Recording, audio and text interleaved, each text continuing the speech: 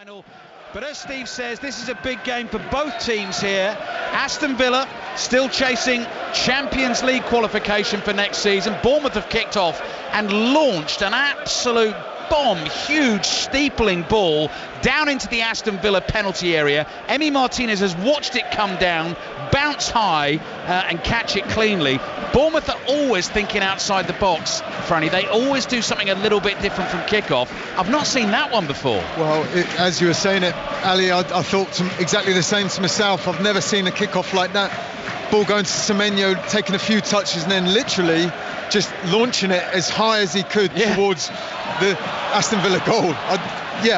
I'm almost speechless in a way, but yeah, it's a different way to get us started today. That was an up and under. Talking up and under, Harlequins Gloucester, full commentary of that game in the Gallagher Premiership underway on Sports Extra. So Aston Villa start this game 7th in the table. They're on 60 points, 1 point behind Nottingham Forest, who are at home to Leicester tomorrow, 3 points behind Newcastle and Chelsea, who meet at St James's Park at midday tomorrow. So win this one, Aston Villa will be above Nottingham Forest, level on points with Newcastle and Chelsea. And Bournemouth today have seen Brentford and Brighton go above them because both have won away from home today. Bouncing ball outside their area. Zabani nods it forward. Aston Villa all in white, playing from left to right in the first half. Have found Matty Cash. Low cross from him is blocked by Howson. Kirkes has got time to roll a pass to Semenyo. Little shoulder shake from him. He's lost the ball inside his own half. Kamara to Rodgers. Rodgers is playing wide right in the attacking three behind Ollie Watkins. Ollie Watkins is trying to run onto a through ball from Onana. Howson read it, intercepted it. Comes out to the left to Semenyo. Pacey pass forward to Evan Nielsen, clipped by Kamara.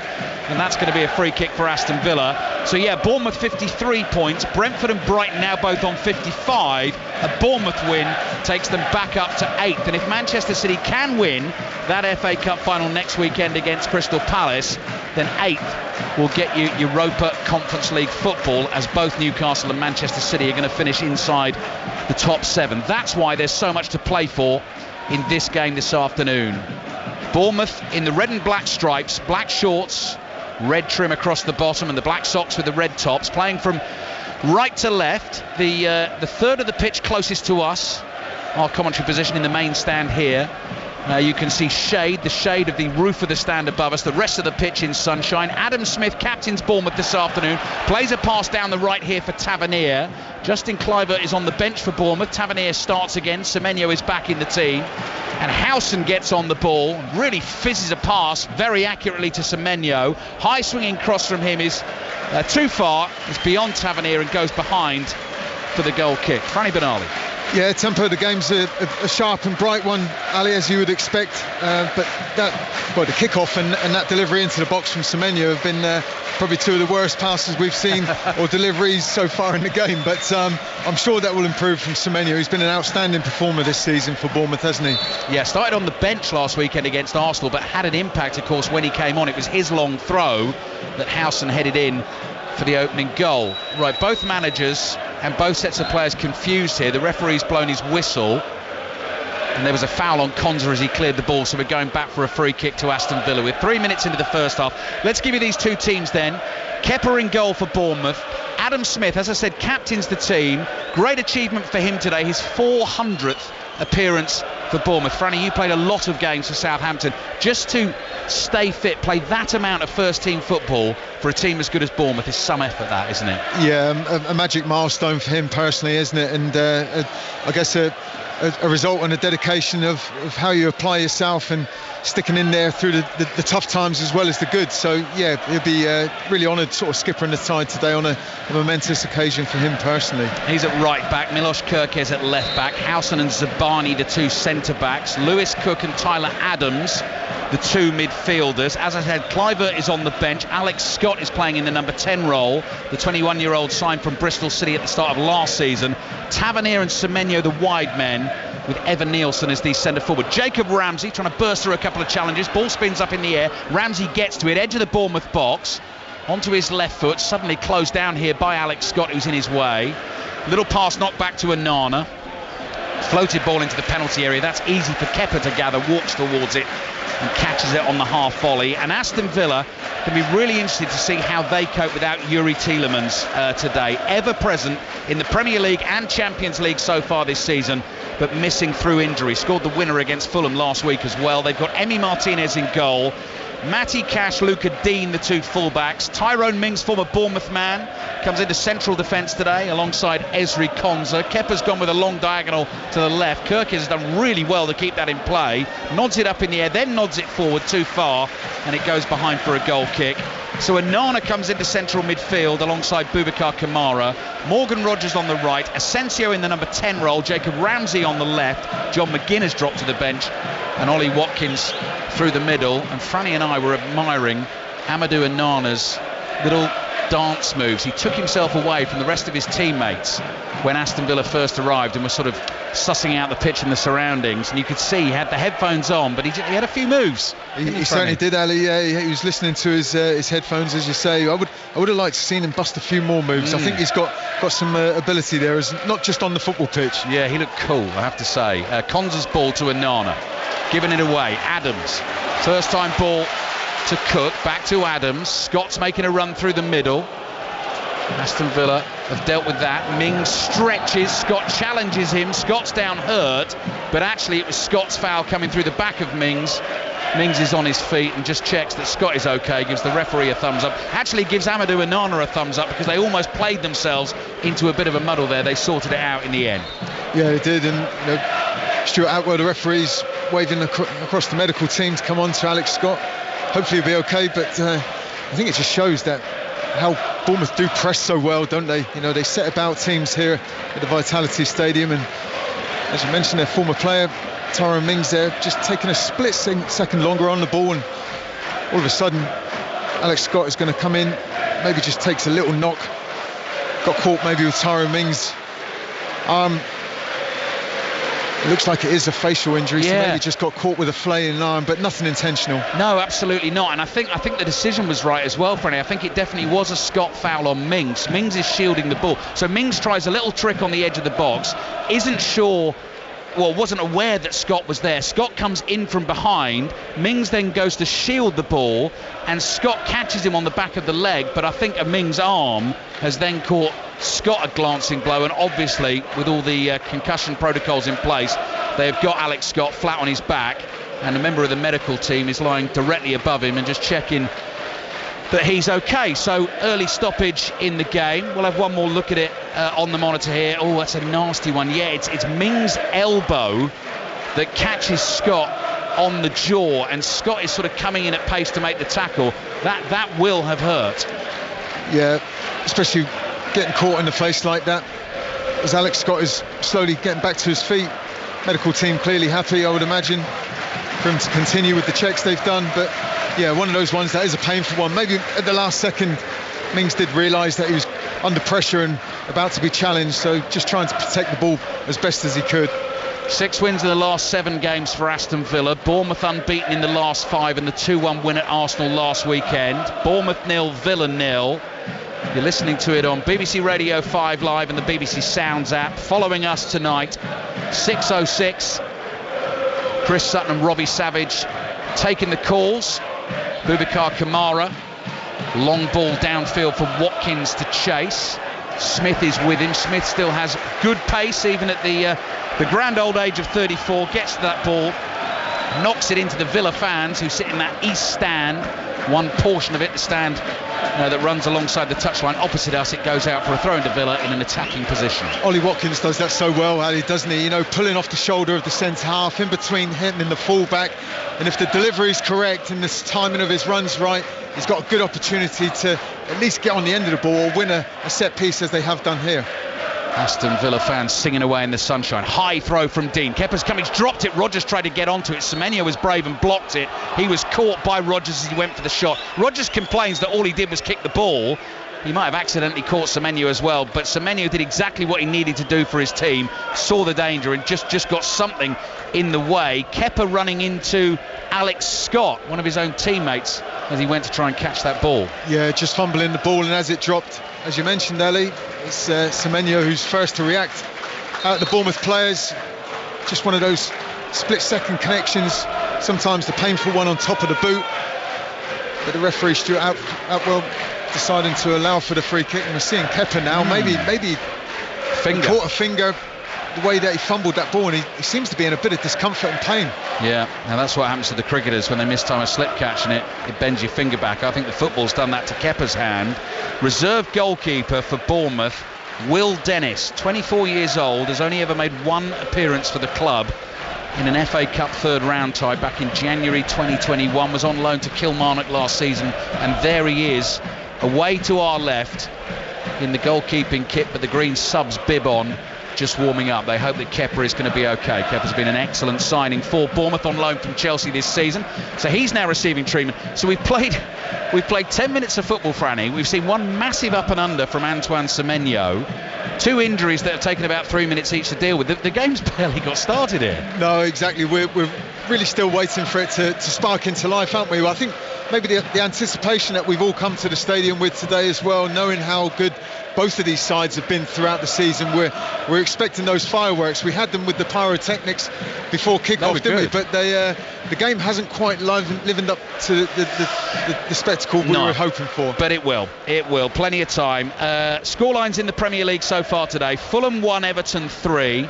Brentford with the 1-0 win at Ipswich. Kevin Schade on the score sheet again there. Southampton, Franny's old club, holding Manchester City. Marmoush in the bar late on. Erling Haaland played the whole game. I think I didn't hear if he came off or not. I certainly think he was on the pitch towards the end of the game. Got the full game. FA Cup final for Manchester City next weekend. We'll be there at Wembley. Kicks off at 4:30. So this time next week we'll be in the thick of it at Wembley. And Brighton with a 2-0 win at Wolves. The 4 games in the Premier League today. Kepa's okay. Gloves are back on. All in bright yellow. About to take the free kick from inside his own penalty area. Waggles a foot in front of the ball. Plays it to Howson. Howson, cool as you like. Beats Asensio. Strokes a pass out to his fellow centre-back, the Ukrainian Zabani. Then the American Tyler Adams moves in between his two centre-backs. Gets the attacking move going by playing to Howson. Howson's so comfortable to bring the ball forward into the opposition half. Misplaces his pass. Then he has to foul Rodgers, who was about to get going for Aston Villa down the right. And that will be a free kick for the visitors. Andoni Iraola and Unai Emery wearing pretty similar gear this afternoon, both all in black, long sleeve jumpers, dark trousers. Foul again committed by Bournemouth, this one on Matty Cash. Iraola's frustrated, leaps up in the air, stamps his feet on the ground, but Aston Villa get a free kick on the touchline on the right. Stuart Atwell's blown the whistle, shouting something there over to Matty Cash. Matty Cash has taken the free kick, played it back to Konza. Emi Martinez under pressure, clears it first time. Howson heads it forward. Onana nods it down inside his own half, and then Onana starts to make a strong run through the middle of the Bournemouth midfield. Pass to his left finds Watkins. Watkins tries to take it around Zabani. The ball runs into Ramsey with the curler, wide of the target and behind for the goal kick. Well, there's probably our liveliest moment of action so far. And what a bursting run that was from Onana.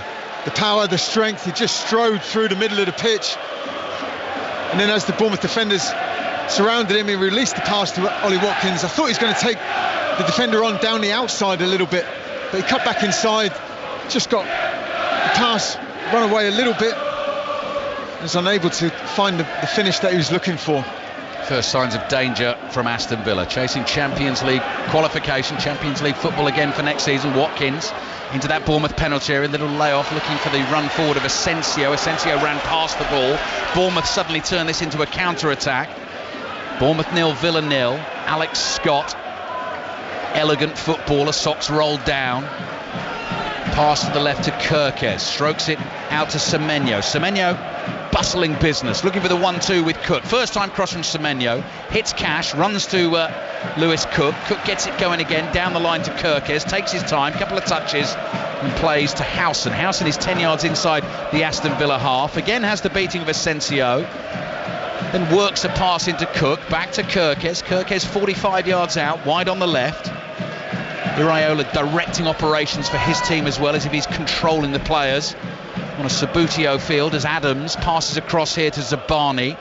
Zabani wide to Tavernier. Tavernier always looking to get onto that left foot if he can, but starting wide on the right for Bournemouth. Little 1-2 between Zabani and Adams, so Villa having to chase at the moment. And then Howson slips as he launches a longer ball forward, headed away by Dean. It drops to Ramsey.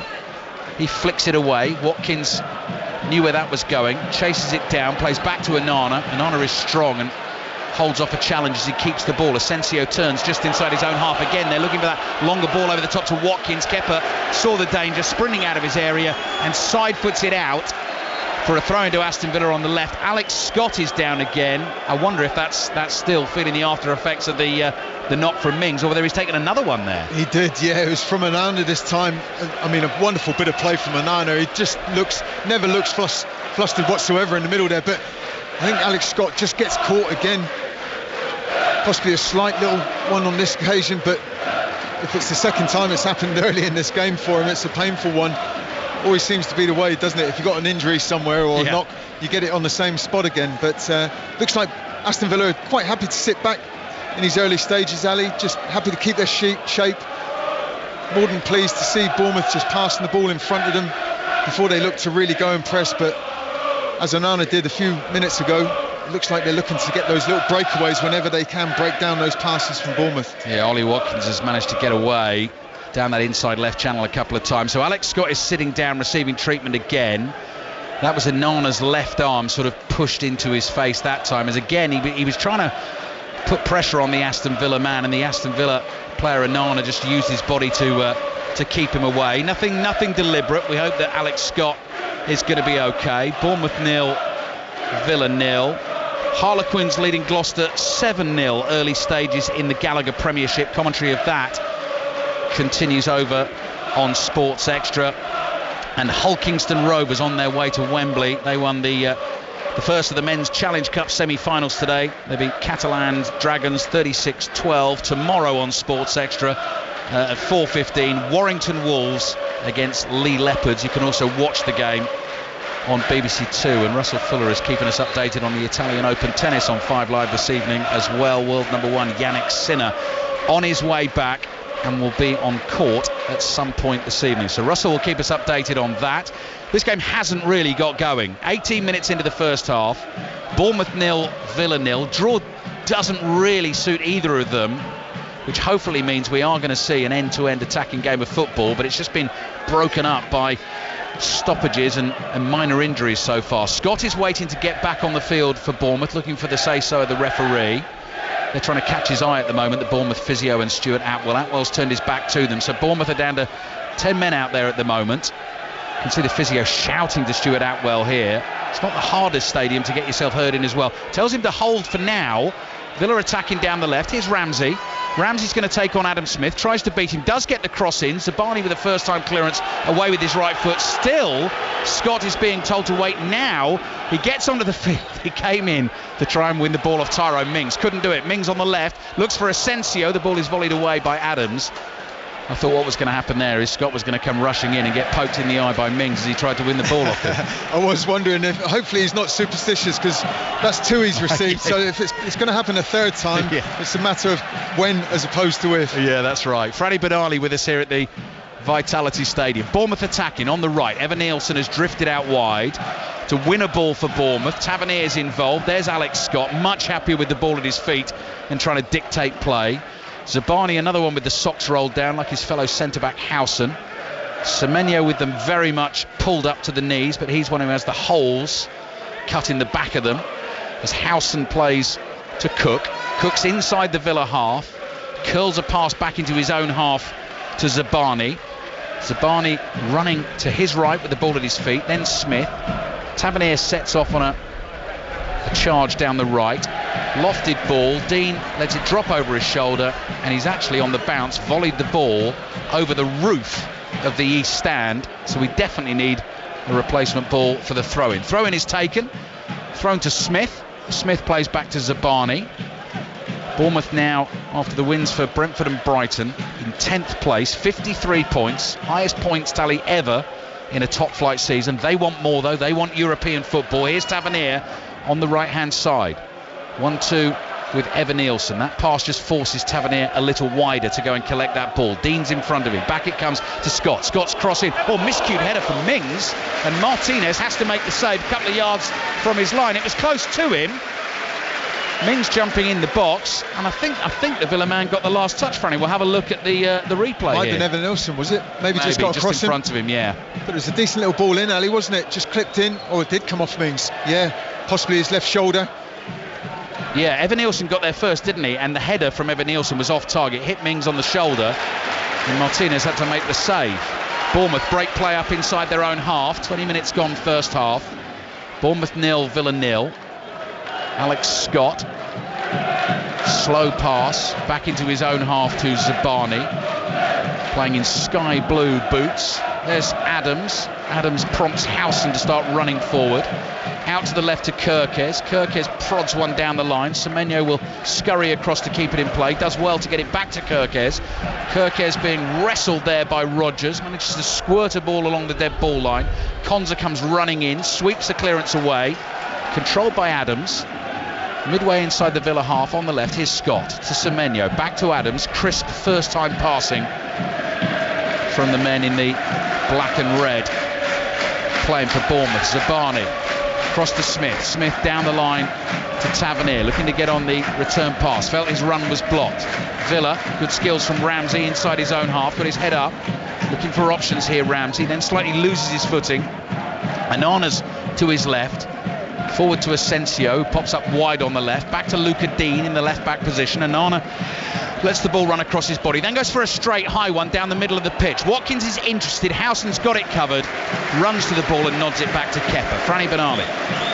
Well, again, not the first time we've seen Anana or his teammates looking to release Ollie Watkins in behind the Bournemouth defence, but got to say, defending from Dean Howson was excellent there. Read the play, saw the run of Watkins as well, and comfortably headed it back to his goalkeeper Kepa. That is the worry for Bournemouth, whether the likes of Dean Howson and Milos Kerkez have been so impressive this season are going to be at the club next season. Still hoping for European football. Here's Howson, who we were just talking about, and Kerkez. Howson's played to Kerkez on the left, slows it down to walking pace, uses Semenyo in close support. Semenyo to Howson, Howson's pass low across the halfway line to Zabani. Zabani cushions a ball out to the right to Tavernier, who's moving at speed but away from goal, and Luca Dean is following him. Back to Zabani. They're going to go down the right hand side again, Bournemouth. Tavernier's got room to run into here. He's about 40 yards from goal in the inside right channel. Again passes back to Zabani, and Bournemouth are going to have a look down the left. Howson wide to Semenyo, controls it with the studs of his right boot. Cash in front of him, Rodgers is there as well, takes them both on, tries to run it past Rodgers, and the ball just gets away from him and goes behind for the Aston Villa goal kick. So we're midway through the first half, Bournemouth 0, Aston Villa 0. Yeah, supporters just trying to do their little bit, I think, to lift the teams as well. I think the excitement that we're all expecting right from the kickoff just hasn't sort of played out that way so far, has it? Villa quite happy to sit back and keep their shape, just look forward for the more breakaways in the early stages here.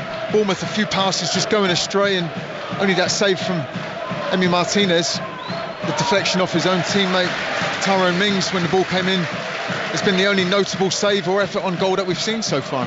Semenyo blocks a ball out from Matty Cash. That goes out for a throw into Villa in the right back position. Cash walks forward a few yards, ball held in both hands. Bright blue skies above us here at the Vitality Stadium.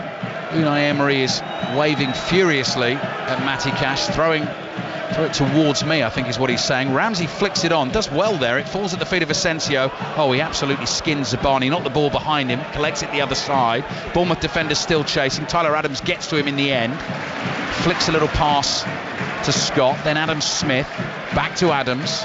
Adams, short ball forward to Scott. Bournemouth playing confidently inside their own penalty area. Smith to Adams. Adams chips it forward towards Tavernier. Tavernier tries to take it on the turn, and it's gone out for a throw-in to Aston Villa. Bournemouth just trying to hoodwink Stuart Atwell there, but he's not falling for it, so Aston Villa are going to get the throw. 24 minutes played, 5 Live and BBC Sounds. Bournemouth 0, Villa 0. Plenty of commentaries coming your way on 5 Live Sports Extra and the BBC Sport website tomorrow. 3 games in the Premier League kicking off at 2:15. The 5 Live game from the City Ground is Nottingham Forest against Leicester. Sports Extra will be at Old Trafford for Manchester United, West Ham. Tottenham Palace available via the website. And then we've got full commentary as well on the champions Liverpool at home to Arsenal. So that is the top two meeting each other at Anfield tomorrow. And if Arsenal had managed to stay in the title race, that would have been an absolute humdinger of a game that would have taken us back to the famous game back in 1989 and the Michael Thomas goal and all that. Yannick Sinner's going to be on court in 5 minutes or so. So we may well be heading over to Rome to hear a little bit of that from Russell Fuller. Bournemouth 0, Villa 0. Smith's long ball forward. Mings leaps in the air, heads it away, and Nana's caught, I think, in the chest there by Alex Scott as he went to try and get a foot on the bouncing ball, and Nana's writhing around in agony, and that is going to be a free kick for Aston Villa. So cagey at the moment, I would say. Yeah, that's a very good description, Ali. Yeah. I think it certainly hasn't been anything near what I think I was hoping for this afternoon, but you've got to be patient. There's plenty of football still to play, as you say. Free kick then, Villa. Dean chips it down the inside left channel. Watkins does well to get a foot on it. Zabani's breathing down his neck. Bournemouth have it though with Zabani. Watkins returns the favour by trying to close him down. Back to Kepa, cleared quickly. Evan Nielsen did well. Spinning header sent to his left. Cook onto Semenyo. Bournemouth fans interested now. Semenyo moving fast, ball at his feet. Up towards the edge of the area, slides the pass across to Scott, who hits the shot. Onana got out to block that quickly. Heads his own clearance forward. Watkins is only option ahead of him. Onana slows down, then picks up the pace. Scott drags him back. Not only a foul, it's going to be a yellow card for the Bournemouth man. Onana too quick, too strong, too clever. Well, he certainly was, wasn't he? And it was a good bit of defending, you've got to say, sort of winning the header initially, and just then you think, okay, he's not got any teammates in support of him, so he thought, I'm just going to go this alone. Did a little step over, went past Alex Scott, and that's then when, as we see on many occasions in these games now at this level, the player pulled the attacking player on back, and the result is a yellow card every time. Yeah. Silly one really from Alex Scott, because Onana, as I said, only had Watkins ahead of him, but he was running into open space down that left hand side, so Scott felt he had to stop him any way he could. Set piece coach Austin McPhee is out for Aston Villa. This is a set piece, it's coming from very deep, 15 yards inside the Bournemouth half. Asensio with his left foot delivers a curling ball, volleyed away, it bounces once. Kamara is there, lofts it in the air and away to the left, chested down by Evan Nielsen. Evan Nielsen steaming forward, caught by Asensio. Free kick Bournemouth, yellow card Asensio. As soon as Asensio stuck a leg out and made the challenge, he went as if to say, I haven't touched him there. Evan Nielsen was sort of expecting the contact. He's saying, I haven't caught him, and he's thrown himself to the floor. I think there is a little bit of boot on boot. Yeah, he's probably got a bit of an argument, but there was certainly no hesitation from referee Stuart Atwell. As quick as the whistle was blown, he was quick to issue his second yellow card of the afternoon. That's one for each side now. Asensio and Scott for Bournemouth. Yeah, talking yellow, here's Kepa, all in yellow. Early worry for him with the finger injury, but seems to be okay. Free kick taken out to the left to Semenyo. Controls that ball well, Cash behind him. Semenyo's trying to lose his attention, slips as he does so, but gets it back to Howson. Now it's with Zabani. Couple of minutes short of the half hour. Zabani's found Evan Nielsen, chested it down well, tight angle for him now, and Mings had time. As the ball bounced and sat up, Evan Nielsen was thinking about getting the shot away. Mings got back, gets a foot in, but knocks it behind for a Bournemouth corner. Yeah, very good play from Bournemouth, wasn't it? The pass from Zabani to begin with, and the position and the timing of the run of Evan Nielsen was perfect. He took it on his chest, running away from goal slightly, so it was a difficult angle, but Villa getting back. And is this first corner, I think, the match? Not sure now. I'm trying to think. Gives them an opportunity to whip one in. Might have had one previous one, but we'll check on the stats, Franny. It is a corner. It is 0-0, and it's a low one, short to Semenyo, laid back to Tavernier. Not enough on the pass, so they've given it away, and suddenly Villa streaking down the middle, but the pass doesn't reach Ramsey. Scott comes across and intercepts for Bournemouth. Scott gets it back again from Tavernier, so the corner was wasted, but Bournemouth have it in an attacking position on the right. Tavernier's got time here to pick a pass, gentle one into the middle of the Villa half to Zabani, across to Howson. Howson knocks one into the penalty area. The run's made down the right by Tavernier, but can't get onto it, and it goes behind for a goal kick to Aston Villa. Half an hour played Bournemouth 0, Villa 0. Yeah, Bournemouth out of the two sides are probably the most adventurous with those kind of, what we'd probably say, sort of killer passes. That final delivery into the box, wasn't it? And on that occasion, just running away. But for a split second, just needs the timing a little bit better, and it could be a different outcome.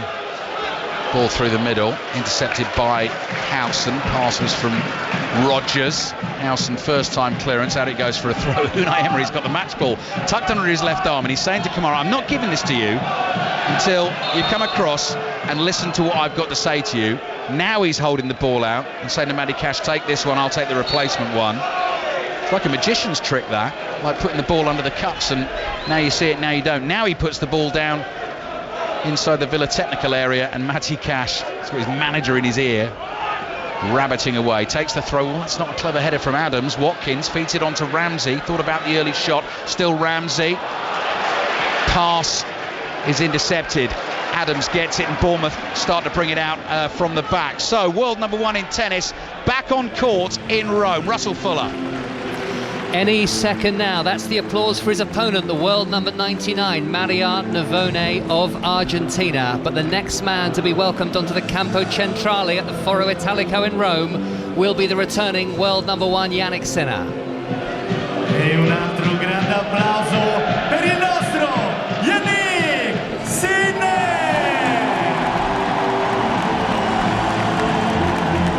Yannick Sinner walks onto court holding hands with one of the ball girls. No wave yet to the crowd. The crowds are absolutely vast, and those who don't have a ticket for the Campo Centrale have been queuing to get a glimpse of Yannick Sinner earlier in the day.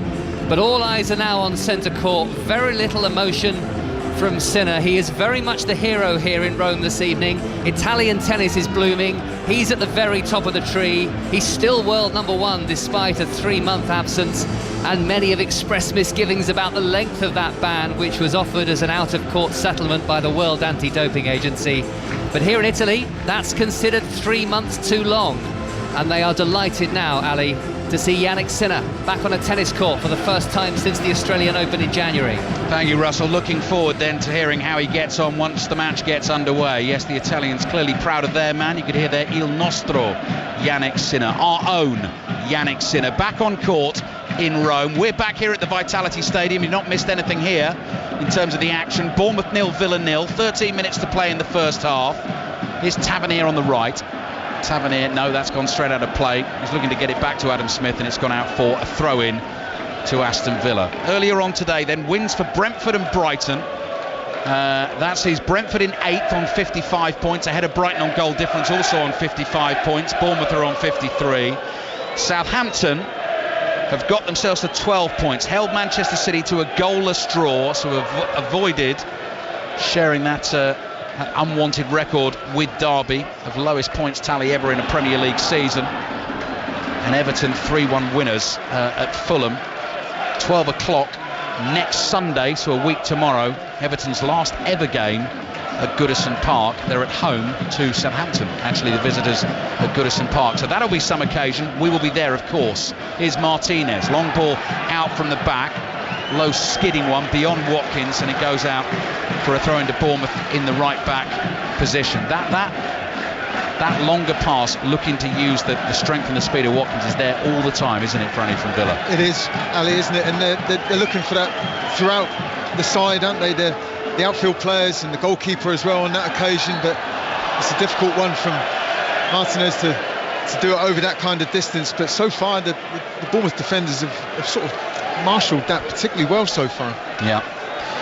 It was a 1-1 draw between these two at Villa Park back in October. I don't know if you remember the game, but Evan Nielsen scored in the 96th minute. It was the very last touch of the game before the full-time whistle blew. Evan Nielsen with a late equaliser there. And last season here, actually, it finished 2-2. And Ollie Watkins got a very late equaliser for Villa in that one. Here's Rodgers trying to bring a ball under control inside his own half. Bournemouth have got it. Cook out to Smith on the right. Smith decides he has to come back to Kepa. Latest in the Gallagher Premiership, Harlequins now lead Gloucester by 14 points to 0. Commentary of that game is over on Sports Extra.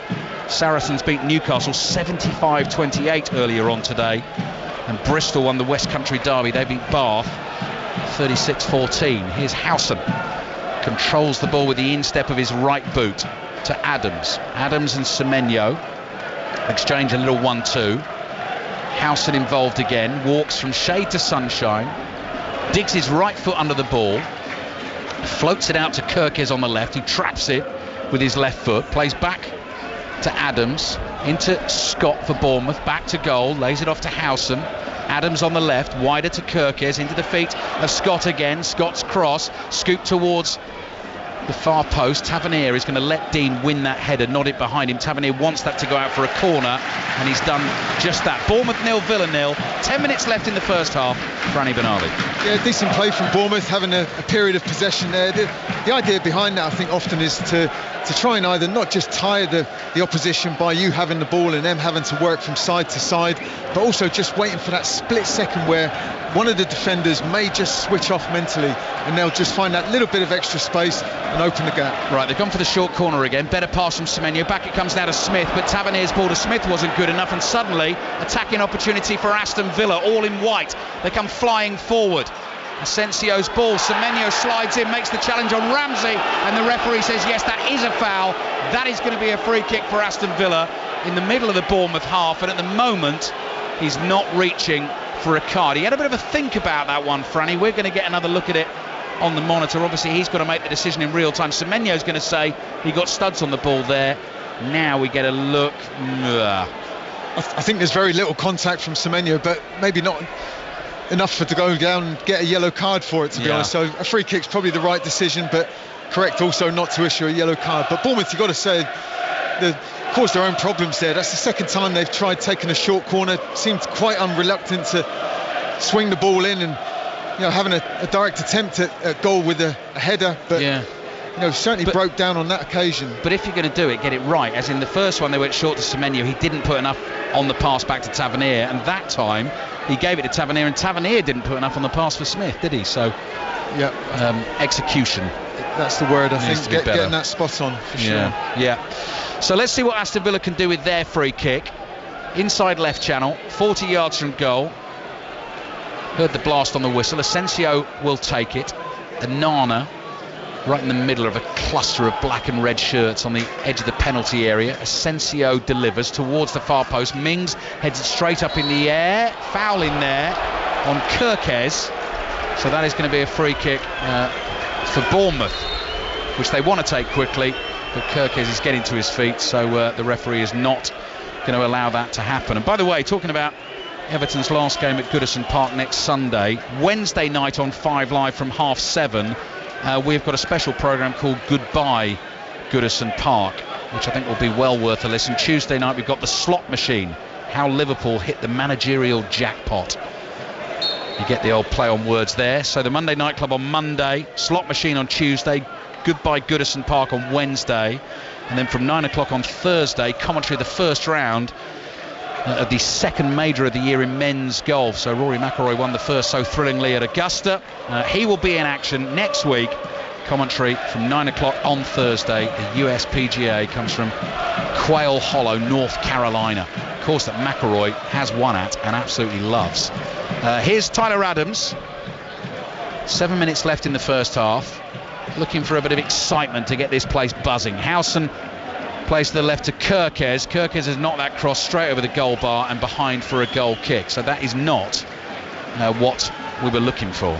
No, it's probably a reflection of what we have seen up to the game this far, isn't it? It's just the final delivery, a final pass, final touch, a little bit of a sloppy pass here and there. It's just those little bits of extra care that just needs to be taken in this game to complete a pass or a pattern of play. Win's important to both teams. Still 0-0. Martinez clearance. Kirkes, hands in the back of Rodgers, heads it out for a throw into Villa. Villa get the throw on the right, just inside the Bournemouth half. Match of the day tonight, 10:30, BBC One. That'll be followed by the women's football show at 11:40. Final day of the WSL season today, so highlights of all those games as well. Chelsea scoring a late winner against Liverpool, finishing the season unbeaten in the league. Here's Konza under pressure from Alex Scott inside his own half. Doesn't want to go back to Martinez. Plays it to Kamara. Bournemouth sense an opportunity. Adams wins it off Kamara. Gives it to Alex Scott. Scott's looking for runners here through the middle. Evan Nielsen can't bring that under his spell. It was fired at him at sort of waist height. Difficult ball to control. He had Mings for company as well. But you can see how quick Bournemouth do latch onto those split-second dwelling upon the ball in the middle of the park, wasn't it? Fabulous reaction. Tyler Adams, then Scott with the pass, Evan Nielsen with the run again, just unable to find that last little touch. Ball is back with Emi Martinez.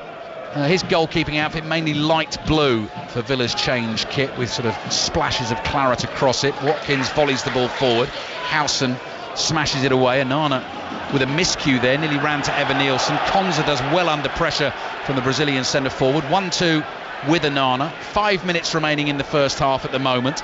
Cash trying to get past Semenyo. Ball to Kamara. Finds Rogers. Asensio slips. Howson sees the opportunity, gets a foot on the ball. Bournemouth appealing for a handball there from Anana as he was on the floor. Not given. They've got it back. Lewis Cook to Evan Nielsen. Evan Nielsen able to turn. Kamara with the challenge. Catches the Bournemouth centre forward. And that will be a free kick to Bournemouth. Central position. Good 35 yards from goal. Long way out for a shot. Evan Nielsen in a spot of bother. Yeah, he's writhing on the pitch in a little bit of pain. I think it was Kamara's sort of shin that sort of clashed with his. It's one of those painful ones, I think. No real intent, I don't think. Just one of those coming togethers that you do see in football. Evan Nielsen, yeah, I think he's going to be okay. Clever bit of skill, actually. He stopped dead in his tracks, just stopped the ball. And Kamara went to kick a ball that basically wasn't there and got Evan Nielsen instead. So Evan Nielsen basically knew the hit was coming, but has won the free kick. Exactly. It's brave play, really, isn't it, from players that do that, because they know what's coming almost. You know, they, with that bit of skill, it just baffles the defender and the opponent. But he's won the free kick. It's going to be Alex Scott who's going to be delivering the ball into the 18-yard box. Bournemouth are loading the penalty area heavily to the right. So Semenyo's jogged over there. Howson's over there. Tavernier's over there. Scott then goes on that angle. Martinez comes off his line. It's beyond all the Bournemouth players, and Martinez just leaps in the air and daintily plucks the ball out of the air, hangs on to it. 3 minutes left in this first half. Still Bournemouth 0, Villa 0, and no real chances to speak of in the game. Cash giving it away. Here's Semenyo, first time ball into the box. Banana intercepts it in the near post area, passes to Konza, had to stretch to control that. Alex Scott is trying to win it back for Bournemouth. Back to Konza again, first time ball with his right foot. This is one-on-one between Watkins and Zabani, awkward height for him. All he could do was knock it out of play for a Villa throw. It was, and it was very sensible defending, to be honest. You know, they were literally just that one-on-one in the Bournemouth half defensively, wasn't it? He's not going to take any risk, any questions, put it out of play, get reset. Cash's long throw into the Bournemouth area. Howson heads it away. Semenyo volleys it across the pitch. Dean nods it down into the ground. Watkins can't control. Asensio is there for Villa. Shoots low off the post, back into the box, and Tyler Adams is there first for Bournemouth. Keppel was beaten. The woodwork there has saved Bournemouth. Asensio, who scored so many goals since arriving at Aston Villa in the winter transfer window, very nearly had another one there. Well, it's the closest we've come, Ali, isn't it? It was probably not the best of strikes, but coming back off Kepa's left-hand post, Kepa would have been delighted to have seen it bounce back out, and his defenders wrapping up and dealing with the danger. Good strike by Asensio. 8 goals since joining the club, on loan from Paris Saint-Germain. They're looking for the run of Watkins down the left this time, but that ball is beyond him. Kepa's outside his area, got to be careful here, but no, he's been clever. Dummies the clearance, lets it run, it goes over the dead ball line. 90 seconds remaining, then a bit of added time. There will be a bit of that because we've had a few stoppages at the end of the first half. Then we'll be back with Steve Crossman. More reaction to all the sports news from today and the games in the Premier League in particular, and then the lines will be getting open for 6:06. So if you want your say tonight with Robbie Savage and Chris Sutton, Franny might want to have a word with Robbie, given the Derby connection, the 11-pointer. Southampton have now beaten that. The number to dial is 08085 909 693.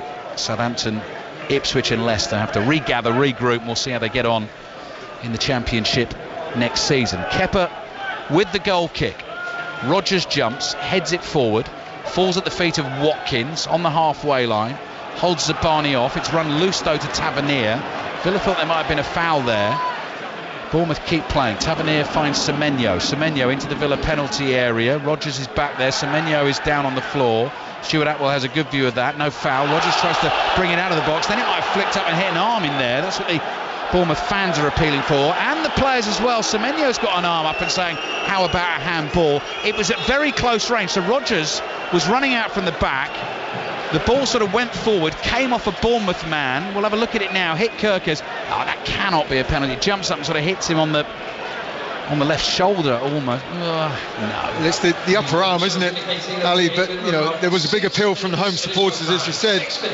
But if the referees are going to give penalties for that, then you know, it would be a sad state of the game if they do, because he could have done nothing about that whatsoever, Morgan Rodgers. High on the arm. The arm was by his side. He was running out with the ball at his feet and had no time to get his arm out of the way. So, quite rightly, VAR watches all the action, but have decided to let the game carry on. 6 minutes of added time, end of the first half. Fair to say it's not been a thriller, but we will be here for the second half, and it's an important game. Could be one goal that decides it. Aston Villa chasing Champions League football. Bournemouth want to get back into 8th spot. Danger now for Villa, because Semenyo is preparing himself for one of these long throws. Bournemouth scored from one of these at Arsenal last week. That is slung in towards the near post, and it's straight at Martinez, who has a little grapple with Dean Howson as Martinez tries to run out to the edge of the penalty area, and Howson's looking to slow him down, and then Martinez decides to hold on to the ball for a bit, bowls it out underarm to Mings, plays it back to Martinez. 1 minute of added time has already been played. Villa goalkeeper out to Konza. Konza's high ball down the right. Kirkes has got arms all over Rodgers there. Rodgers back to Asensio. 3 little keepy-ups from the Spaniard. Slips again. He's done that a couple of times. Tyler Adams still chasing. Asensio gets away from him. Onana prods a little ball forward. Ramsey, clever layoff to Asensio. Adams can't hold him there. Dean's in an attacking position on the left-hand side for Villa. Gets that early cross in. Kamara's header. What a save by Kepa. Another header, and Kepa's down. Dives to his left and holds on to the ball on the goal line. I would argue, I think the first save was better. Full stretch with his left foot to deny Kamara, but he's done really well there, Franny, to get up again, and again full stretch with his left hand, save the cash header. It's an incredible save, isn't it? Low down to his left. This Dean, who whips the ball in from the left hand side, the first time he's had time and space, you've got to say Kamara's got to score there. It's a brilliant save, but he won't get a better opportunity than that. He does the right things, he knocks it down, but just a yard either side probably of Kepa, and it's probably going to be a goal, and then he reacts to make the second save as well. So threats from Villa late in the first half. Asensio striking the post, and Kepa Arrizabalaga with a wonder double save there, particularly the first one. Check that out on Match of the Day tonight. Left hand was trying to get down there, but he stretched out the left leg at the same time, and the hand would not have got there. The boot had to make the save, and it did. In added time at the end of the first half, Bournemouth with possession. Ball is across to Howson. Howson's right-footed pass finds the runner Kirkes. Villa looking for an offside flag. It doesn't go up at the moment. Kirkes' cutback goes behind Evan Nielsen in front of Alex Scott. No one is there for Bournemouth. Dean drives the ball downfield. Howson gets a foot on it. Asensio, there's a foul on Adams. Asensio has fouled Adams off the ball there, and Asensio, had that not been given, was running free with the ball into the Bournemouth half. Bournemouth have taken their free kick quickly. Semenyo to Cook. Cook across here to Smith. The game is livening up right at the end of what's been a pretty soporific first half. Tavernier twisting and turning wide on the right. Back to Smith. Smith to Zabani. Zabani across to Adams. 10 yards inside the Villa half. Central position. Finds Howson. Howson stops for a second. Forward to Scott. Back to Adams. Howson. First time ball given away. Chance for Villa to come on the counter again. Ramsey speeding forward. Smith slides in.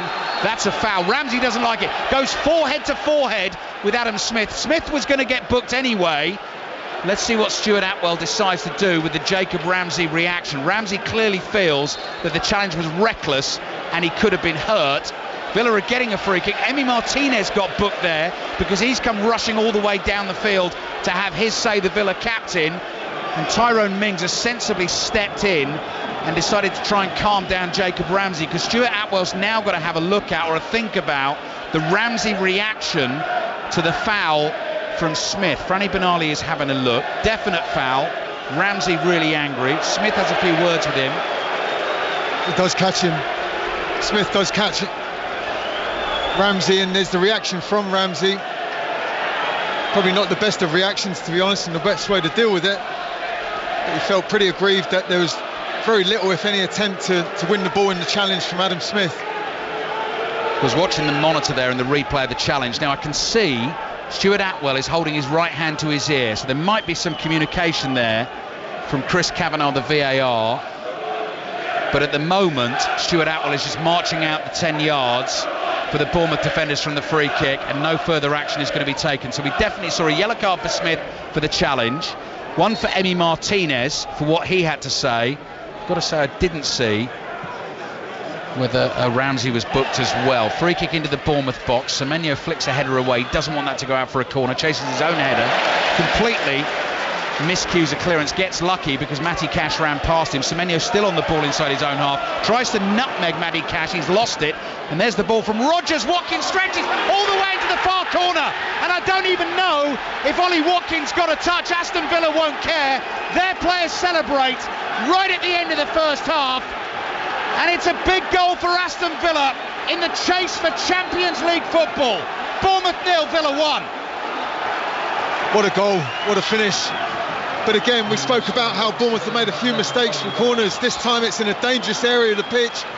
It's Antoine Semenyo who tries that nutmeg on Matty Cash. It doesn't come off, and the ball then gets played. Morgan Rodgers, I think it was, picks the ball up, and he does fabulously well. Semenyo trying to get out from his own third, loses possession of the ball. And then there's no hesitation. The delivery is fantastic. We're wondering whether there's an offside. Ooh. Could well be on, but they'll be looking at it for sure. But it's a fabulous little touch from Ollie Watkins to put it past Kepa. It gives the visitors a 1-0 lead. It gets the slightest of touches. You can't get much fainter than that, and that's what takes it past Kepa. But the delivery is great as well. The timing of the run, the finish, it's literally just a flick with the outside of his little left toe almost. Definitely a touch. Now we just heard the announcement inside the stadium. VAR checking for a possible offside. Watkins was very close to Zabani. Howson, the other centre-back, might have been playing him onside. Ollie Watkins wags a finger and says no way. I think if he doesn't get a touch, even that faintest of touches that he did get, I'm not sure that goes into the bottom corner. It's a goal. Ollie Watkins, with a slither of his left boot, has Villa in front in added time at the end of the first half, and yes, played on by Howson, who was the covering centre-back further across the penalty area. Morgan Rodgers with a brilliant cross into the danger zone, and Ollie Watkins with the faintest of touches, but the most crucial of touches to put Aston Villa in front. And you can hear Ollie Watkins' name being sung loud and proud by the Villa fans. Still time to play a bit of football at the end of this first half though, and it's Bournemouth attacking. Jacob Ramsey was booked, by the way, for putting his forehead towards Adam Smith as he responded to the foul on him, and Villa now seeing an opportunity maybe to get a second late in this first half. The ball goes to Ramsey. Ramsey brings it infield from the left. Cross comes into the box, headed up in the air by Cook. Scott is underneath it, nods it away. Half-time whistle blows. So there was 45 minutes of very little happening there. Well, maybe a bit less than that, because Asensio did hit the post. Kepa made a fantastic double save to deny Boubacar Kamara and Matty Cash, and then Semenyo got caught dribbling out from the left back position. Morgan Rodgers just asked the question with the cross, and Ollie Watkins provided the answer. Yeah, it just shows how quickly teams can burst into life, can't it? You've seen Aston Villa come here today quite happy to sit back and defend, leaving possession to the Bournemouth side, but once that mistake's making by Semenyo there, Ramsey just pouncing on it, a wonderful delivery, and the timing of the run, a little diagonal run, and then the faintest of touches from Ollie Watkins. VAR deciding that there's no offside to be given, and it gives the visitors a 1-0 slender lead going down the tunnel. You can see a member of the Bournemouth coaching team having quite a word there in the ear of the referee Stuart Atwell. Probably find out after the match what that is all about. But it all happened late in the first half here. As it stands, Aston Villa going above Nottingham Forest into 6th place because of the Ollie Watkins touch for his 16th Premier League goal of the season. Half-time, Bournemouth 0, Villa 1. Ali, Franny, thank you very much. Let's take you back to the Rome tennis, the return of Yannick Sinner. Russell Fuller. He's just had to save a break point, Steve. It is 1 game all in the first set of Yannick Sinner's first match since the Australian Open after serving a 3-month doping ban. Mariano Navoni of Argentina, the world number 99, is playing well. Sinner elected to serve first on his comeback, missed the first serve but held serve comfortably, and there he is putting away a bounce smash to make sure he hangs on to his serve. And so Yannick Sinner leads Mariano Navoni by 2-1 in the shadow of the Olympic Stadium, where, if you're interested, it's Lazio 0, Juventus 1. I'm just so impressed by how Rome police managed to deal with 2 huge sporting events of this nature. It seems an amazing effort, doesn't it, to stage a Serie A match a couple of hundred yards away from an Italian Open, which I suspect has seen record crowds today. Thank you very much, Russell. The big stories, Sinner and the Saints. Southampton can no longer finish as the worst team in the Premier League era. They drew 0-0 with Manchester City to move up to 12 points. That is one more than Derby managed in 2007-2008. Feel like you might hear more about that on 606. City then stay third, but they are vulnerable to Nottingham Forest, who play Leicester in our 2:15 commentary tomorrow, and Newcastle and Chelsea, who play each other at noon. Brentford and Brighton got important wins to move up to 8th and 9th. Brentford 1-0 at Ipswich thanks to Kevin Schade. Brighton 2-0 at Wolves. Brian Gruder and Danny Welbeck reaches double figures in a Premier League season. For the first time in his career, Fulham suffered a European setback in the other game. They are 11th. They lost 3-1 at home to Everton. Chelsea finished the WSL season unbeaten after a 1-0 win over Liverpool. They win the league by 12 points.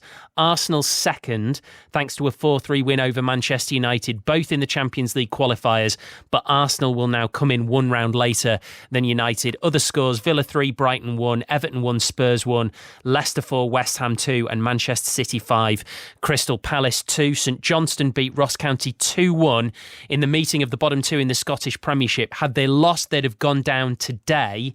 Instead, St Johnstone 3 points behind Ross County with 2 games to go. Other scores: Hearts 3, Motherwell 0, Kilmarnock 3, Dundee 2, Celtic 3, Hibs 1, and Dundee United 0, St Mirren 2. Airdrieonians will play Cove Rangers in the playoff final for a place in the Scottish Championship next season. That's after wins over Stenhousemuir and Queen of the South today. Elgin City will face East Fife for a place in League One. That's after victories over Annan and Edinburgh City. Either East Kilbride or Bonnyrigg Rose are going to play League 2 football next season. The first leg of their final was won 3-1 by East Kilbride. And in the playoffs in England, League 1 semi-final first leg, Leyton Orient 2, Stockport 2. But huge controversy, the opening goal for Orient, Charlie Kellman, was miles offside, and by miles I mean about 4 yards. Loads of good stories, all the best reaction. We'll speak to Chris Sutton ahead of 6:06. The lines are open, 08085 909 693. Then we'll get second half commentary from Bournemouth, all after the news with Stuart Clarkson. The voice of the UK. This is BBC Radio 5 Live. Steve, thank you. Good evening. The UK government has welcomed a ceasefire agreed between India and Pakistan. 4 days of escalating cross-border attacks had raised fears of a war there. Since the truce was announced earlier, there have been some reports of explosions in Indian-administered Kashmir. Our correspondent Davina Gupta is there. We've heard at least 20 explosions in Srinagar, where I'm at, which started at 8:52 p.m. local time. And then we heard several more after brief intervals. We could also hear intermittent gunfire in the distance. A blackout has been enforced here by the local authorities, plunging the city into darkness. Elsewhere, European leaders have urged Russia to agree to an unconditional 30-day ceasefire with Ukraine starting on Monday. They made the demand during a visit to Kyiv after discussing it with President Trump. The Kremlin says it'll think through the proposal. 4 Iranian men who were arrested on suspicion of preparing a terror attack in London will be detained and questioned for a further week. The Metropolitan Police arrested 5 men last week as part of the investigation. Another 3 Iranian men were arrested on the same day as part of a separate investigation. Police are investigating an alleged attack on a prison officer at HME Belmarsh by the Southport killer Axel Rudabakabana. The BBC understands the 18-year-old is accused of pouring boiling water over the officer on Thursday. And the new Pope has explained why he chose the name Leo XIV. He's told cardinals at the Vatican it's in homage to the Leo XIII, who defended workers' rights in the 19th century during the Industrial Revolution. Into Walker! Walker scores! I'm Kyle Walker. And I'm Michael Brown. And welcome to the Kyle Walker podcast with me in Milan and Brownie in Manchester. Walker charges brilliantly. You can ask us anything about football, our careers, or just random everyday stuff. What did you buy with your first ever paycheck as a footballer? My first car. It was a Y-Ridge Renault Clio. How much was yours? 13,000. 13,000? How things changed, Kyle. Right, shall we move on? The Kyle Walker Podcast. Listen on BBC Sounds. This is 5 Live Sports with Steve Crossman. Listen on BBC Sounds. Bournemouth 0, Villa 1, second half commentary on the way. Let's get stuck into some reaction. This remarkable interview after Southampton 0, Manchester City 0. The point for Southampton that moves them above that Derby County total of 11 back in 2008. Afterwards, Ruben Diaz spoke to John Southall during Sports Report. Ruben, just give us your thoughts on what was probably quite a frustrating afternoon for you and your teammates. What's the feeling like in the dressing room after that? Yeah, well, frustrating. Obviously, in a moment like this, every point matters, and it's obviously frustrating to play against a team like this. They don't even try anything. They just sit, and they don't even want to win the game. They just want to be there, and it's not good for the show. It's not good for themselves. It's not good for anyone. But it is what it is, and obviously. The funny thing is that we do what Ramsdale did once, and it's a straight away a yellow card. He does it 20 times, and it's just play on. And obviously, this slows the game, and it just helps them consistently. But anyway, we had our chances. We try and get in, try and be versatile, try and be flexible. That's our job. But yeah, it was obviously not easy to get in. Can you understand, though, why Southampton played like that in their position against Manchester City? Well, I saw a completely different team the last time we played. Yes, we can make them go down, but not like this. I don't know how many times players went on the floor, just try and waste time. I mean, it kills the rhythm of the game. Obviously, we still go against it and we still try and look for our chances. We have to do what we must. But yeah, it's just frustrating. And do you think Leslie Ugachukwu should have been sent off in the first half? Sorry? Leslie Ugachukwu, do you think he should have been sent off in the first half for 2 yellows? Yeah, well, it's not fresh in the memory now. I don't have the best. I don't really remember the play, so I won't be going at it. 26 shots today, just 5 on target. I mean, I know they put 10 players behind the ball, but what was it today that you couldn't break through? I mean, we always have to do better. It's obviously not easy to get into a team that behaves this way. It's just too many people, even shooting outside the box. It's just loads of people everywhere. We try and we must be better. We must be more dynamic, more quicker. It was also not easy to be quick because the pitch was just dry. With the sun, it was hot. But well, we need to be better. And how do you assess it now? 2 games to go with that race for the Champions League places. I mean, everything's still on the table, and we got to fight for what we want. Period. You seem massively frustrated, understandably. What's the mood like in the dressing room a week to go now before the cup final? Yeah, well, we have 3 games left until national break. And we want to win 3 games. We want to win the next one. It's a final. It's a massive game for us. It's a massive game for our fans, for the club. As such, we're going to be switched on and we're going to put our hearts into it. Whatever emotional response that interview gives you, it is a great interview. Let's hear from Southampton's interim manager Simon Rusk after a rare good day for his team. We're pleased. It's been it was a tough day last Saturday. I think we really had to regroup and show a lot of unity and spirit and train hard this week. So I think we knew the size of the task that we had today, and I think everyone can be delighted today. The supporters hopefully enjoyed that. Great clean sheet against one of the best teams in the world on their day, and a great deal of pride was shown. Never have 12 points been celebrated so wildly. How important was it to get that point, to get beyond 11? Yeah, the points thing for me, I'm aware of the significance of it a lot. So I was focusing on our performance levels, training hard, being professional and trying to get the most out of the group. So I know it was there, but I was confident overall that the 7 games that were going to be with me, the staff and the players, that if we performed well and we gave ourselves a chance with being really hard to beat and solid and improving lots of areas of the team, that we would deal with that points record, and thankfully I'm proved right with that.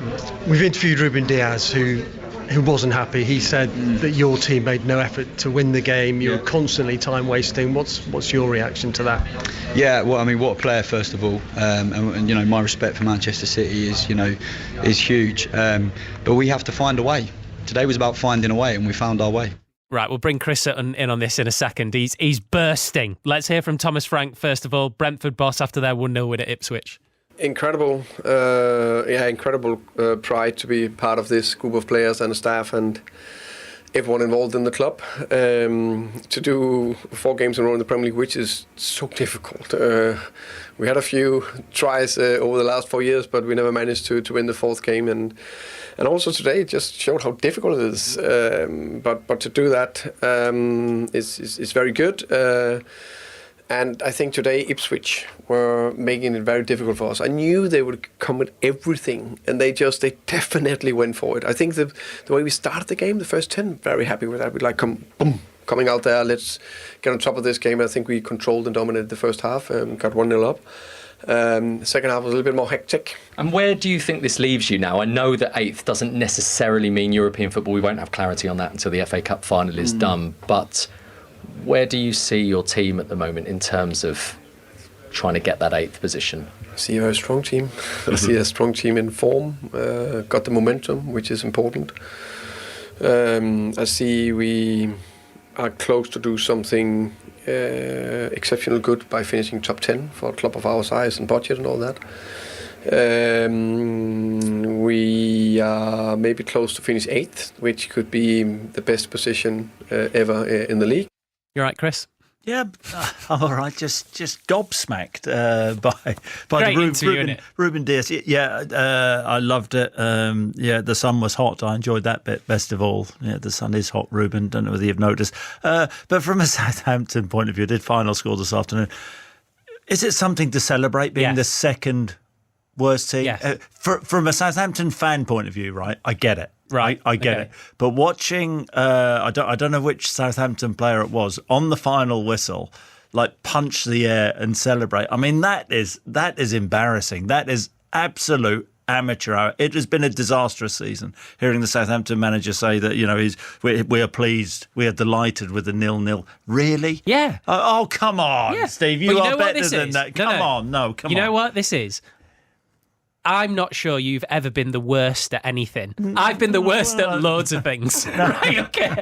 And when you're the worst at something, the little things, I was going to say the little wins, I know it wasn't a win, but it makes a difference. They will not be in the record books next to worst team ever. But if I'm a Southampton fan, right, I'm excited. But if I'm seeing that my team's players celebrate in that fashion, I would be thinking, heaven help us next season. What a bunch of losers if they're doing that, the Southampton players. So, want to hear, I mean, am I wrong, Southampton fans? Give us a call. And Manchester City, now, Villa are winning at this moment in time. Mm-hmm. It's not done and dusted, is it, for Manchester City? The pressure's on. I think they've got Bournemouth at home next up, who just beat Arsenal away, and then Fulham away. They're not easy fixtures. Have they blown their chances of a Champions League spot? Big wins for Brentford and Brighton. And you said about Stockport, the offside goal, dodgy offside goal. Stockport fans, let's hear from you, because there's no VAR in the playoff semi-finals, but they've got VAR in the final. That doesn't make sense to me, Steve, really. It has to be sort of, they have to get a whole hog, don't they? I don't know. I would have no VAR in any EFL game, but that's just me. Well, yeah, but with the nature of these games, how big they are, it has to be either or. Yeah. No VAR or all VAR. And I think Stockport fans may have something to say about that. Sheffield United, they look like they've got the job done in the Championship playoffs. Bristol City, do you feel hard done by with that award of a penalty and a sending off? And Sunderland surprised me, Steve. You're making a face there. So advantage to them, back to the Stadium of Light. But I've got a feeling Coventry City may just turn that round. So let's hear from both sets of supporters. 08085 909 693. Cheers, Chris. Thanks, Steve. Lovely stuff. 606 with Chris Sutton and Robbie Savage. Once we are done at Bournemouth. Ali. I'll tell you something Chris is the worst at, Steve. Go regularly, on. Season on season. Yep. Fantasy football. Oh. So listen, Chris, if you won your last ever fantasy football game of the season, you'd be celebrating it. He would. Depends who I was playing against. Excellent. Thank you, Steve. Thank you, Chris. Chris and Robbie taking the calls on 606 tonight. 08085 909 693. If you do enjoy your fantasy football and you've not heard the BBC's podcast, Chris Sutton, myself and Statman Dave do that every week. It's out every Wednesday, the Fantasy 606 podcast, and we've got a very tight title race in our mini league this season, which doesn't involve Chris. We are getting ready for the second half here at the Vitality Stadium. Aston Villa coming out with a 1-0 lead. Just before we get underway, let's get back to Rome, find out how Yannick Sinner is getting on his return. Russell Fuller. It's all going very well for him because he has the break in the first set and leads Mariano Navone by 4-2. Ali, it's the sort of scoreline you'd expect against the world number 99 when you're the world number 1, but never easy after a 3-month layoff. Thank you, Russell. Plenty more from Russell on 5 Live this evening. You heard the whistle blow there. We're back underway. Aston Villa all in white. Change kit this evening. Bright sunshine tonight on the south coast. And Emi Martinez, not quite a Semenyo up and under, but has launched a long one downfield. Second half then, Villa shooting from right to left towards the Steve Fletcher stand away to our left-hand side. Nice ball from Mings. Finds Dean in loads of space on the left. Little cut back looking for Ramsey. Bournemouth get bodies in the way, but it runs to Kamara. Kamara shoots just wide. Villa go very close to a second right at the start of the second half, and Bournemouth just sort of nodded off, trailing Villa 1-0. I'll get you through the two team lineups in just a second, but Bournemouth have already got the game back underway, and they need to chase it a little bit now, because after the wins for Brentford and Brighton this afternoon, they find themselves 10th in the Premier League. 8th could still get European football if Manchester City win the FA Cup next weekend. So that's what Bournemouth are chasing, and as Chris quite rightly said, Bournemouth's next game away to Manchester City after the FA Cup final, Tuesday the 20th of May. 5 days after that, it is the last day of the Premier League season. Sunday the 25th, they welcome Leicester here. They'll play them at home. Justin Kluivert, by the way, on for Bournemouth, started the second half. Alex Scott, who started in his place today, took a couple of knocks in the first half, so he's gone off. Kluivert is on. Bournemouth have Kepa in goal. Adam Smith, Dean Howson, Ilya Zabani, Milos Kerkez as the back four. Lewis Cook and Tyler Adams in front of them in central midfield. Semenyo wide on the left, on the ball right now. Tavernier on the right. Here's Semenyo's cross into the area. Falls to Kluivert. Little trick. Still Kluivert. Oh, just wide. Martinez came sliding out to make the block. Kluivert got the last touch. Villa think he's dived there. Konza gave him a shove. Kluivert responds with a shove of his own. You've got Tavernier on the right, and you've now got Kluivert playing off Evan Nielsen. And we've had two half chances there, Franny Benali, right at the start of the second half. Yeah, certainly. And Martinez not pleased that there was some sort of, there's next to literally no touch whatsoever. And I can understand the reaction from the Villa players to Adams. He's looking for a penalty for sure. Yeah, no, they're always on the lookout on 606 for the divers, and I'm afraid Justin Kluivert has done exactly that. Martinez has come out to meet him. I mean, his momentum's not taken him into Kluivert. Kluivert has hit the shot, and then he's tried to initiate the contact, sort of thrown himself to the floor, and that's what the Villa defenders were so upset about, and I can see why. That was not good from Kluivert. Coming up to 3 minutes played in the second half then. Bournemouth 0, Villa 1. Villa, Martinez in goal. He's on a yellow card, actually. Got booked in the first half for remonstrating with the referee after the Adam Smith challenge on Ramsey. Here is Smith, Bournemouth's captain, making his 400th appearance for the club with the ball forward. Mings is able to intercept that. Evan Nielsen barges into the back of him. Mings wanted that, waited for that, got that, and wins the free kick. So it's Cash, Konza, Mings and Dean, which trips off the tongue very nicely for Villa's back four. Boubacar Kamara, Amadou and Nana in midfield. Rogers, Asensio, Ramsey, Ollie Watkins, the goal scorer, through the middle. Lines open for 606. You heard from Chris at half-time. Chris and Robbie taking the calls tonight. And plenty more Premier League football coming your way tomorrow on 5 Live's Premier League Sunday. Here's Emi Martinez, World Cup winning goalkeeper for Aston Villa. sends the blue and white ball spinning forward, headed away powerfully by Zabani. Nodded forward by Mings. Zabani's up again to win another header. Smith jumps, Ramsey's behind him. Smith gets a foot on the ball. Cook slides in and gets a touch just to knock it away from Morgan Rogers. It runs to Kirkes. Kirkes jogging inside his own half. Passes to Howson, forward to Adams. Kluivert makes a move to the left. Kluivert just touches it on to Semenyo. Semenyo passes back to Kluivert in the inside left channel, followed by Onana. Onana's tugging away at Kluivert there. Kluivert holds him off. Referee decides to let that go. It goes wide to Kirkes on the left. His cross comes in. Tavernier, it's beyond him. But runs all the way through the Villa penalty area to Smith. Smith back to Tavernier. Tavernier's little ball to Cook. Then Adams. Adams trying to thread one through a packed Villa defence. It didn't work. And here's Ollie Watkins speeding out of his own half. He's got Adams in front of him for Bournemouth. Plays to his left to Ramsey. Ramsey slips as he tries to beat Adams. Lost his footing and lost the ball. Tavernier takes up the running for Bournemouth. He's got Dean backpedaling. Tavernier moving infield. That's a loose pass.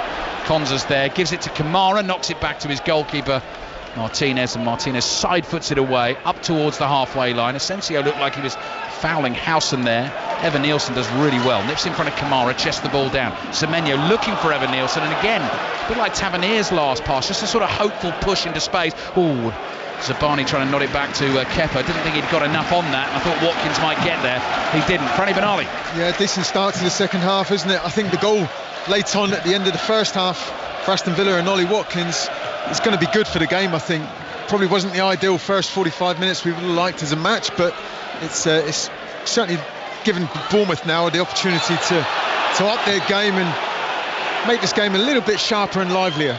Evan Nielsen slightly over-eager there, chasing Ezri Konza down inside the Villa 6-yard box. I mean, if Konza loses it there, then Evan Nielsen is very close to goal. Too desperate to win the ball back. Just goes through the back of him, and it's a free kick to Aston Villa. 5 minutes gone in the second half. Here's Konza. Konza's got to be careful there inside his own area again. Forward to Onana. Onana thought he was clipped by Cook. Keeps going. Much the bigger man, Amadou Onana, but Cook is snapping away at his heels here. Slides in, catches Onana, and the free kick is given to Aston Villa. One thing you'd say for Lewis Cook there, persistence. Yeah, and I don't mind that at all.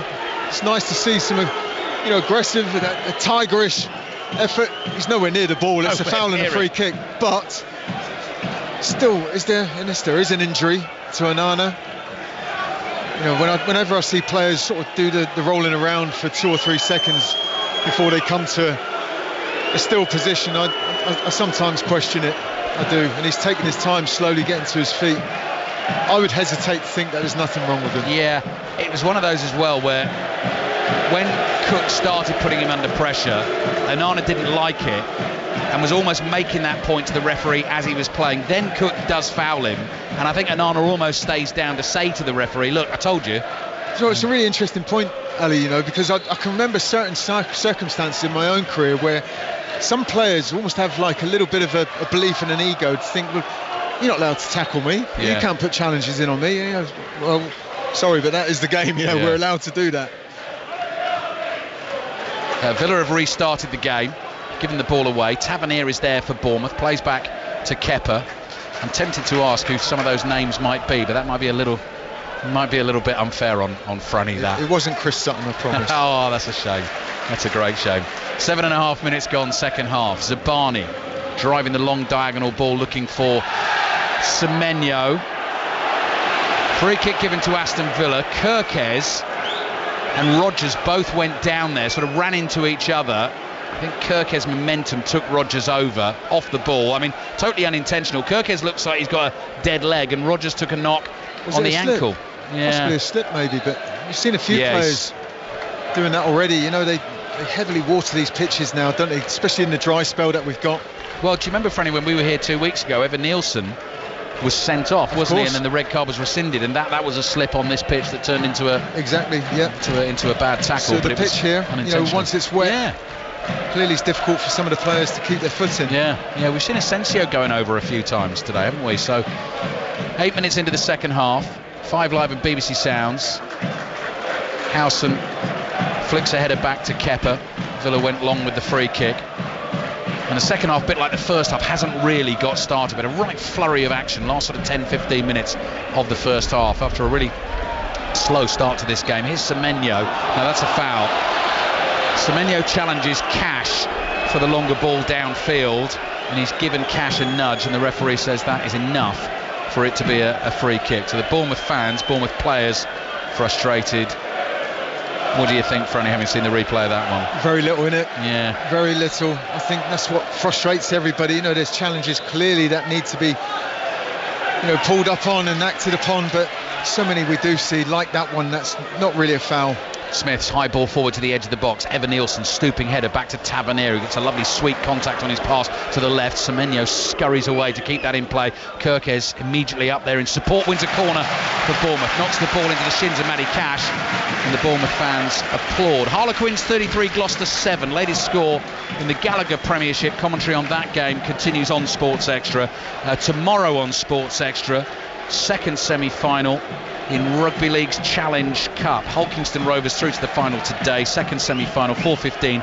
Warrington Wolves against the Lee Leopards. Can Bournemouth get back into this game? They're as desperate for the points as Aston Villa are. Aston Villa are leading 1-0. 10 minutes have already gone in this second half. There's the corner into the near post. Onana throws himself at it, heads it up in the air, complains that he got shoved in the back. He's an absolute giant of a man, Amadou Onana. He's a hulking figure inside that 6-yard box. He can play as well, though. Yeah. Can he? You know, so composed and elegant on the ball. Corner again. Lewis Cook's delivery again into that near post area. Onana stooping forward. Ball is loose for a second. Martinez is quick to grab it for Aston Villa. Holds on to it for now. Villa's home form has been exceptional again this season. 37 points they've got from their home games. The one defeat against Arsenal right at the start of the season, unbeaten in the last 17, 10 wins, 7 draws. Not been quite so good away from home this season, so this really would be a big win for them if they can get it. Konza slipped, but no, he's been fouled by Kluivert, says Stuart Atwell, as Bournemouth are putting the press on. And Kluivert is remonstrating with the referee, because if that hadn't been given as a free kick, he was there, Evan Nielsen was there, and Villa were in trouble. So free kick Villa. Konza gets ready to take it, then decides to leave it for Martinez. Bournemouth fans aren't having that. I think that's a little bit of gamesmanship. Sensible defending, Ali. Just take the pressure off, control the pattern and the pace of the game a little bit. Why play short passes in and around your 18-yard box when Bournemouth are clearly trying to pounce on you with their press? Onana cross to Dean for Villa, right-footed ball forward. Ramsey on the spin, it's well beyond him. And comes through to Kepa. The Five Live commentary team have to thank Mia from Bailey's Bakers for our half-time nourishment today. Ken, who's on the door here at Bournemouth every season, always gives us a fantastic welcome, and occasionally we get some delicious baked goods, and today's came from Mia, and it was banana banoffee bread. It didn't hang around long, did it? Absolutely delicious. Kluivert's ball, looking for Kirkes on the left. Villa fans cheer, that's right in front of them. And it's gone out for a Villa throw. Back to the tennis in Rome, Russell Fuller. Where it's taken Yannick Sinner 42 minutes to win the first set of his return by 6-3 against Mariano Navone. Could have landed a few more first serves, but otherwise a very fluent, impressive first set from the returning world number 1. Thank you, Russell. 12 minutes gone second half. Premier League football here on the south coast of England. Bournemouth 0, Aston Villa 1. Goal in added time at the end of the first half from Ollie Watkins, who got the slightest of touches on Morgan Rogers' cross, just to send the ball into the corner across Kepa, who couldn't do anything about it. Bournemouth seeing plenty of the ball early in this second half. Adams plays to the young Spanish international, Dean Howson, signed from Juventus at the start of this season, has taken to the Premier League like a duck to water. Here he is on the left, Semenyo's found him. Now Kirkes, flag stays down, Kirkes tries to get the cross in, Kamara blocks it. Villa are going to be a tough nut to crack in this second half. Bournemouth get themselves another corner. Not surprising this second half, Ali, that we haven't seen those short corners that Bournemouth were playing in the first half that didn't actually come off anywhere near they would have liked to have, ideally, but so far the ones that have been directly put in the box have been dealt with pretty well with the Villa defenders. Villa still leading 1-0. Manchester City with the draw today, 65 points. Newcastle and Chelsea both 63. Cook's corner, curling in straight into the arms of Martinez, who makes a confident clean catch, runs to the edge of the area, thinks about releasing that to Jacob Ramsey and holds on.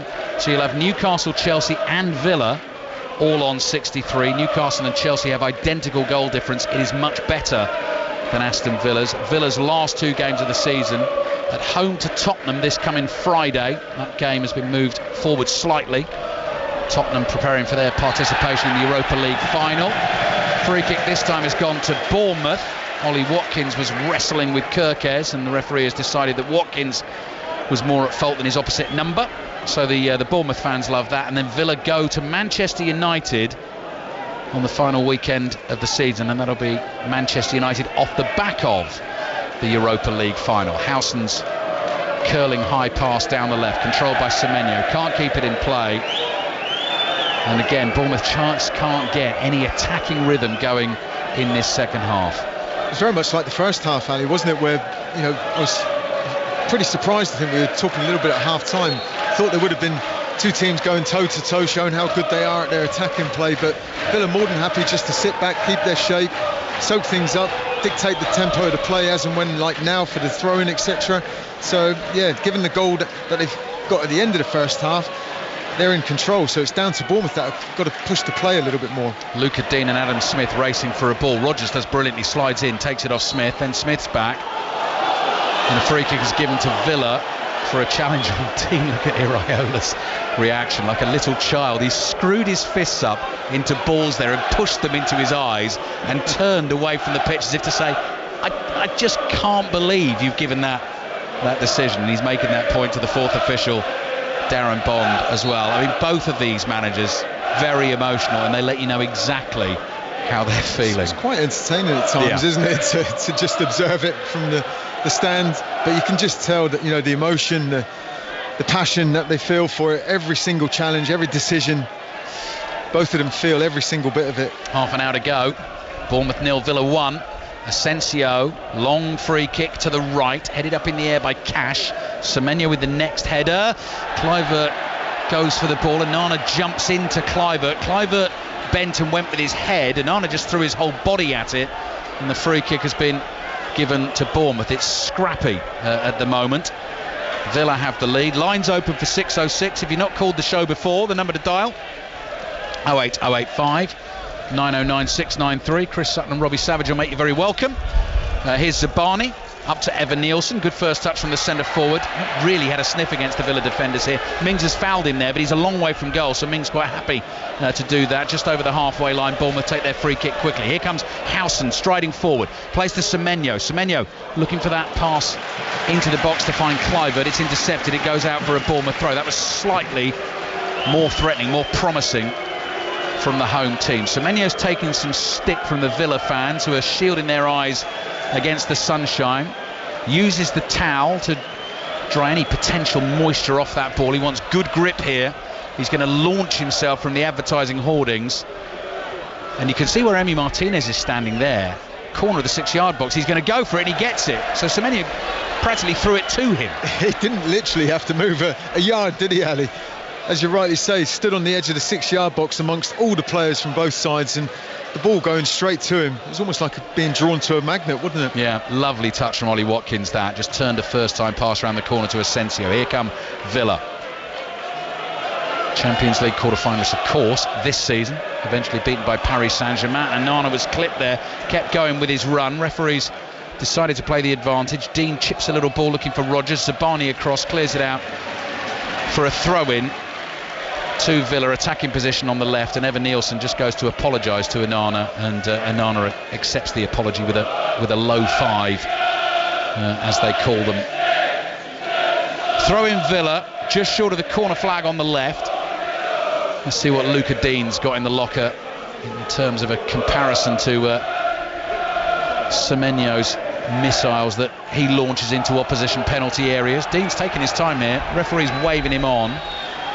And Nana against Tyler Adams is not a fair fight in at the near post area. Mings leaps to try and win a flick on. The ball is headed away. Kamara nods it down, and Kluivert ran into Dean. He got a touch on the ball, was already falling, but Dean's fouled him. It's a free kick for Bournemouth, who need to find some attacking rhythm. Now then, Semenyo has come to the right, Franny. Tavernier's gone over to the left. Yeah, I was just starting to think and having a little glance down at the substitutes, what changes could be made by the managers just to try and freshen this up a little bit, try and find that little breakthrough from Bournemouth's perspective especially. That looked like a handball by Lewis Cook. The pass forward anyway hasn't found Evan Nielsen. Lots of mistakes being made in this game. David Brooks, I think, is coming on for Bournemouth, and John McGinn is getting ready to come on for Aston Villa, so changes are afoot. 19 minutes gone, second half. Yannick Sinner back in action, back on court in Rome, has taken the first set in his match there. Russell Fuller keeping us updated on that one. Commentary of Harlequins Gloucester continues over on Sports Extra at the moment in the Gallagher Premiership, and here on 5 Live. Bournemouth 0, Villa 1. Beauty of the BBC Sounds app.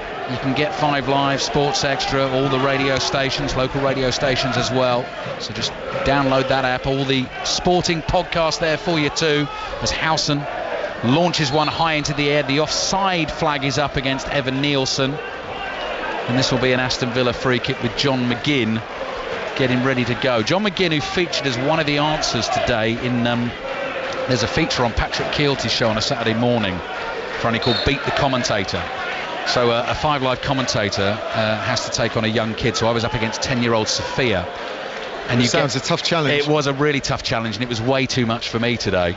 You get given 3 questions, A, B or C, and the questions are sort of loosely connected to the game that you're going to cover.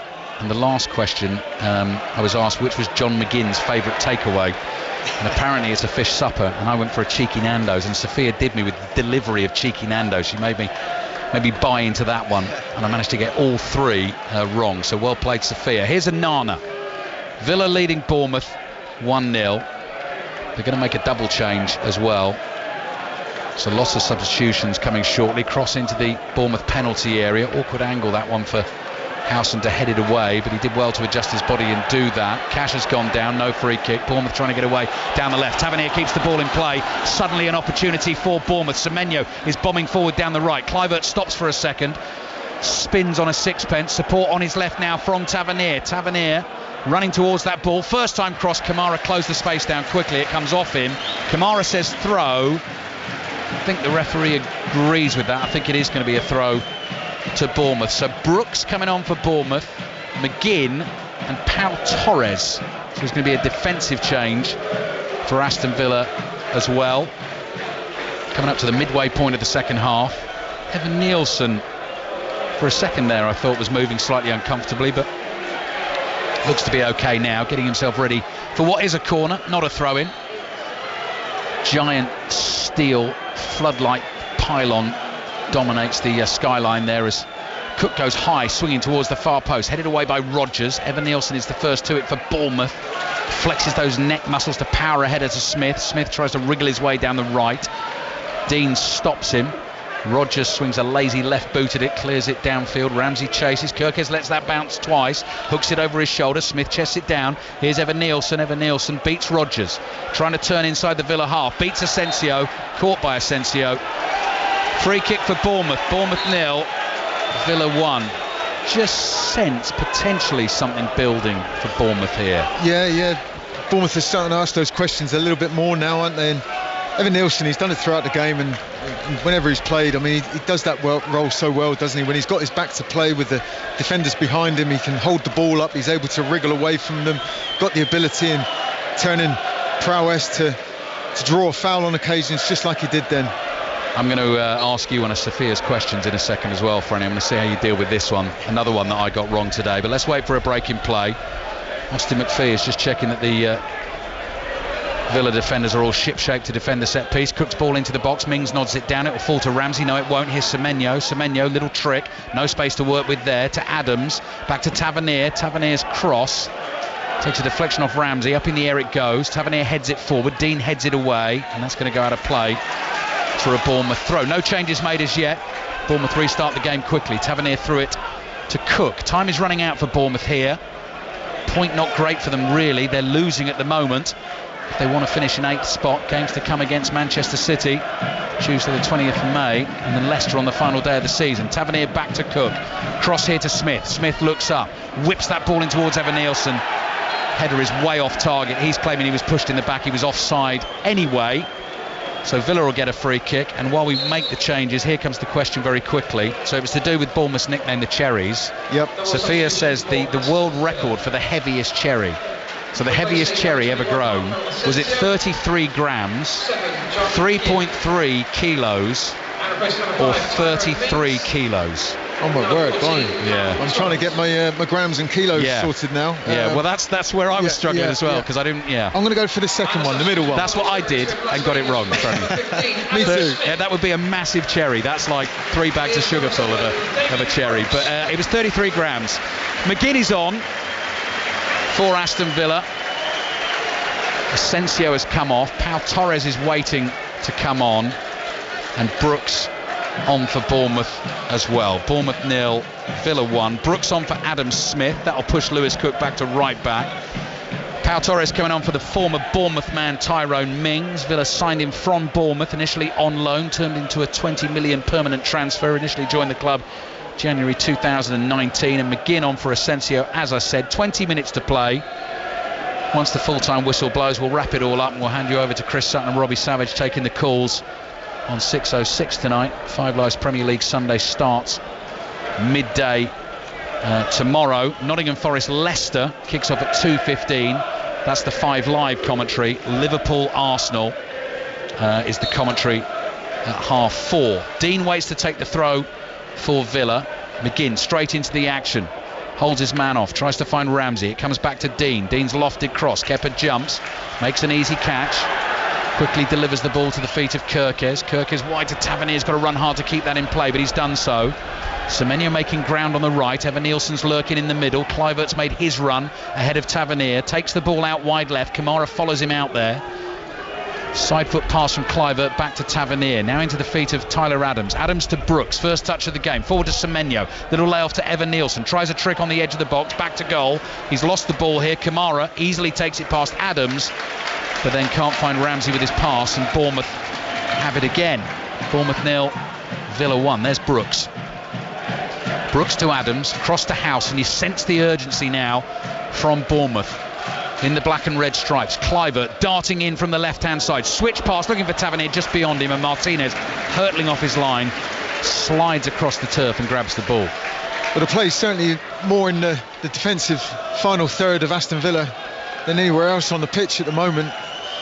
They were happy to sit back and defend, but you just wonder at what point do you sort of almost overdo that. You've got to be a little bit more adventurous than maybe what we've seen from them, although they are leading with that slender 1-0 goal that Ollie Watkins got at the end of the first half. Yeah, back in October, led Bournemouth 1-0. Evan Nielsen scored in the 96th minute, don't forget that. Martinez clears, no one's there for Villa.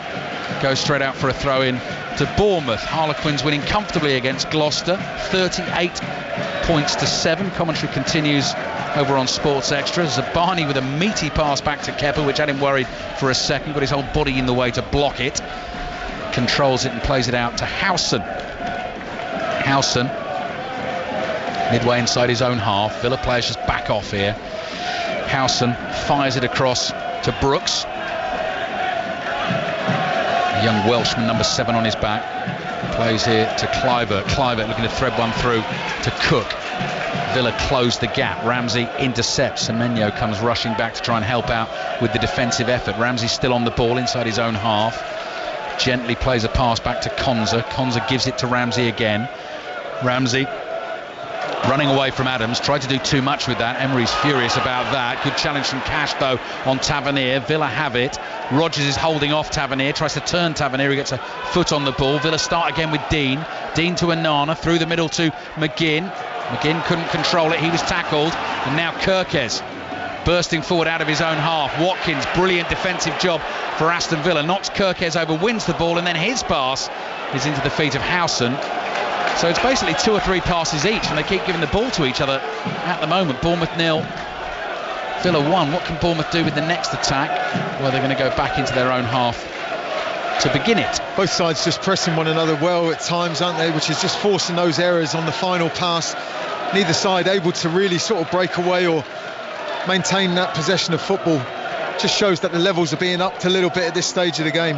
McGinn's first time ball swept forward looking for Watkins, off balance, given a little nudge by Zabani, felt there was a foul. Watkins has stayed down holding his left shin. The referee doesn't have to stop the game here. Bournemouth will continue the attack. Semenyo's making a run down the right. Brooks doesn't release, now he passes to Semenyo. 30 yards from goal, wide on the right. Watkins still down. Villa asking Bournemouth if they might put the ball out of play. Bournemouth have absolutely no intention of doing that. Here's Brooks. Watkins now sitting up, but still not involved in the game. Emery will want his centre forward back on his feet. Bournemouth attacking down the left. Villa holding their defensive position. There's Kluivert to Adams, across to Brooks. Brooks is 30 yards out in the middle of the pitch to Semenyo. Semenyo holds off Dean, lays it off to Howson. Forward it goes down the left to Tavernier, but Cash is there first. Clears with his right foot. Watkins back on his feet, not moving all that comfortably, jogging back towards the halfway line, and Bournemouth waiting to bring Senesi on. They're attacking down the left-hand side. It's back to Tavernier, low cross. That's not going to get to Evan Nielsen. Konza blocks it with his right foot. Bournemouth come again on the attack. Kirkes continues his run down the left, finds space. There's the cutback. Kamara's there this time, blocks it, and it goes behind for the Bournemouth corner. That's happened time and time again in this second half. It certainly has, yeah, but Bournemouth haven't really been able to find that final delivery with quality into the box. The Aston Villa defenders and players all doing well, picking up good possessions, getting that final little touch when it's needed. Done really well at times there defensively. Got something to hold on to as well with the slender lead. So Marcos Senesi is on. So he'll have a little bit of attacking threat for the set piece here. 15 minutes to play. Lines open for 6:06. Tyler Adams the man to come off for Bournemouth. They're looking for an equaliser. High swinging corner to the far post. Headed away. Drops here to Cook. There's a foul in there. Emi Martinez flat on his back, holding his left thigh. Referee saw what went on and has given the free kick to Aston Villa, and the Bournemouth fans I think that Emi Martinez is up to some of his old tricks. He's had quite a busy afternoon, yeah, the referee Stuart Atwell, hasn't he? Quite a few bookings, certainly blowing up for a lot of fouls throughout the game for either side, but without it really being what I'd call a competitive game in that sense. Not been over the top. In terms of wins away from home, I think this would be Villa's best of the season if they pull it off. Very similar in many ways, aren't they? 55 goals each they've scored up before coming into today. Yeah, you're right. Here's Ramsey challenging for a ball. Zabani clears. Dean knocks it high in the air. Ramsey flicks on. Howson behind him. Howson plays the pass out of his own half, turns into a very good ball to Tavernier. Kirkes goes flying past him. Kirkes wants this up against Matty Cash. 3 Bournemouth players waiting in the middle. Kirkes has slowed it down, looks for the 1-2 with Tavernier. That pass not good enough for Kirkes to get to. Cash has it covered and lets it run behind for the goal kick. So Villa this season have won at West Ham, Leicester, Fulham, Everton, Brentford, Brighton, Southampton. I mean, you consider those teams in terms of the top half of the table. Brentford and Brighton are the only two, so a win against Bournemouth here have been going well at home this season, and given what Villa need out of this game, will be impressive. 6 wins in the last 7 in the Premier League for Villa, 7 wins in the last 9, on course for another one here. 13 minutes to go, still leading 1-0, but Unai Emery's body language tells you he knows this is far from safe. Stroking his chin, Pau Torres nearly miscues, it turns into a pass for Onana.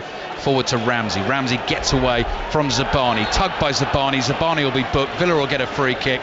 35 yards out in a fairly central position. Yeah, challenge and a yellow card, very much like we've seen a few times today. Good play, certainly. Wonderful turn. And then there's the little touch. Any connection like that now? Can't say I particularly agree with Ramsey's appeal for... He's got the free kick.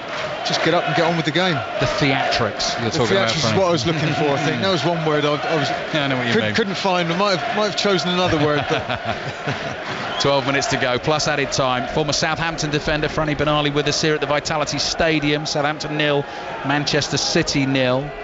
Chris Sutton not overly impressed. We heard at half-time of the celebrations from some of the Southampton players after the game as McGinn takes the free kick. Players down inside the box, no one gets a touch on it. It goes all the way through for the goal kick. Kepa takes that goal kick, plays it out to Tavernier. Back it comes here to Senesi. Senesi just goes for a long ball downfield, headed away by Kamara.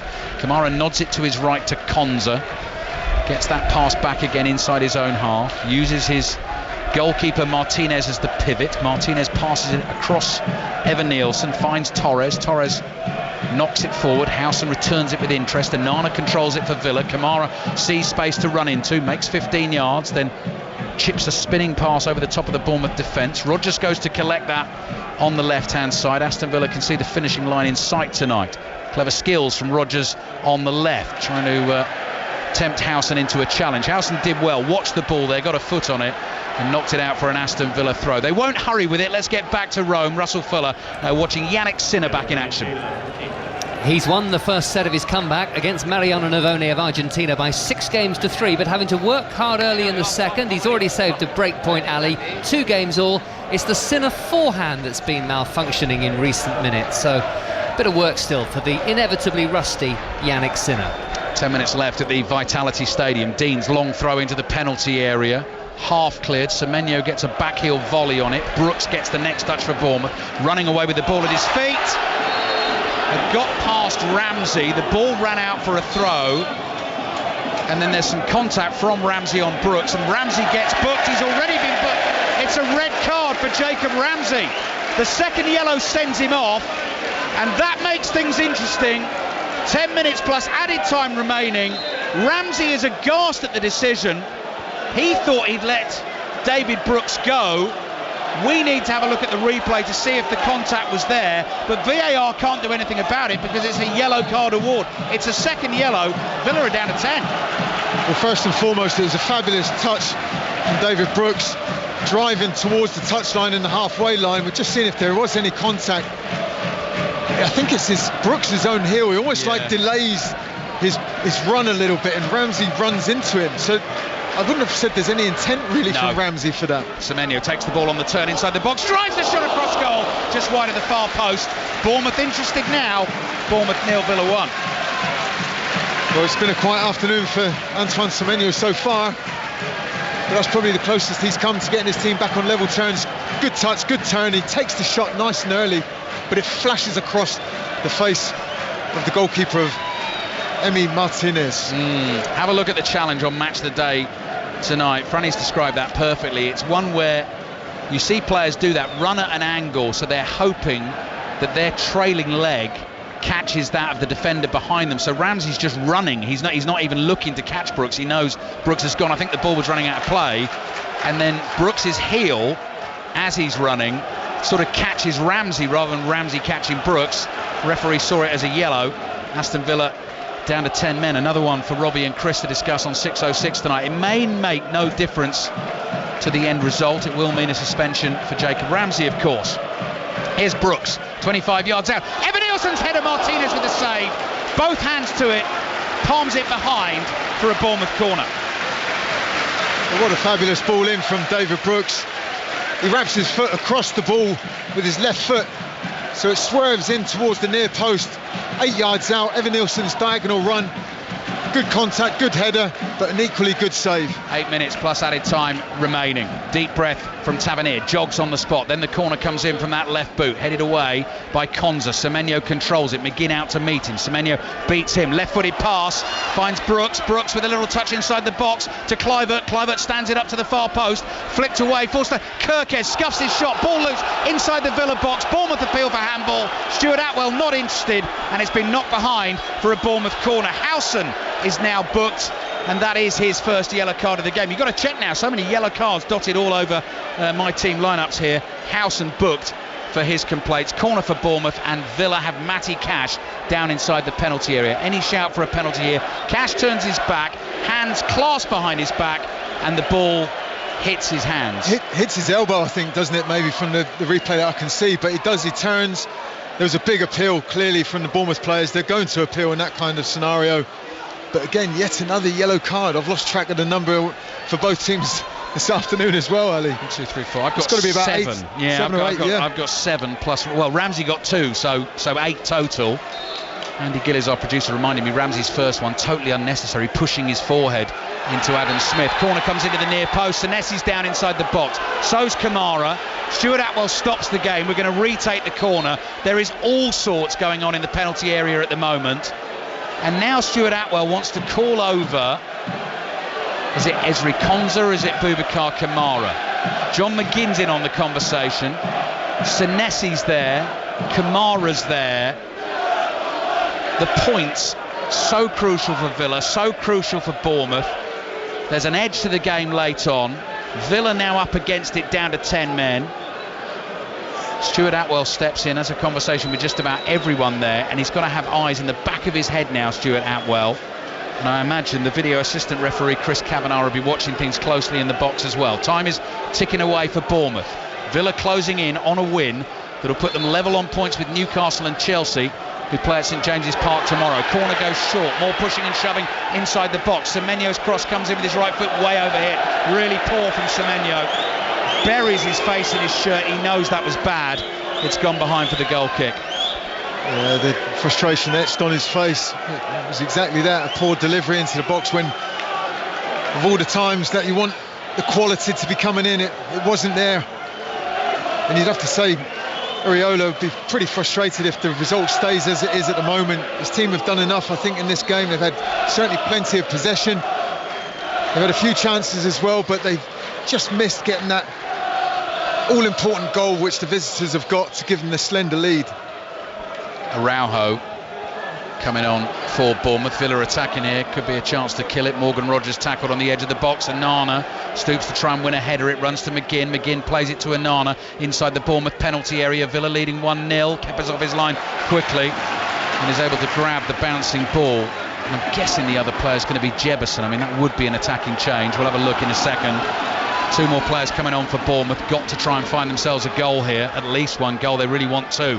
Trailing 1-0. Kluivert on a dancing dribble, finds Kirkes on the left. Kirkes cross into the far post, header from Zabani straight at Martinez, who saw it in slow motion, caught it in slow motion, and has fallen to the ground in super slow motion.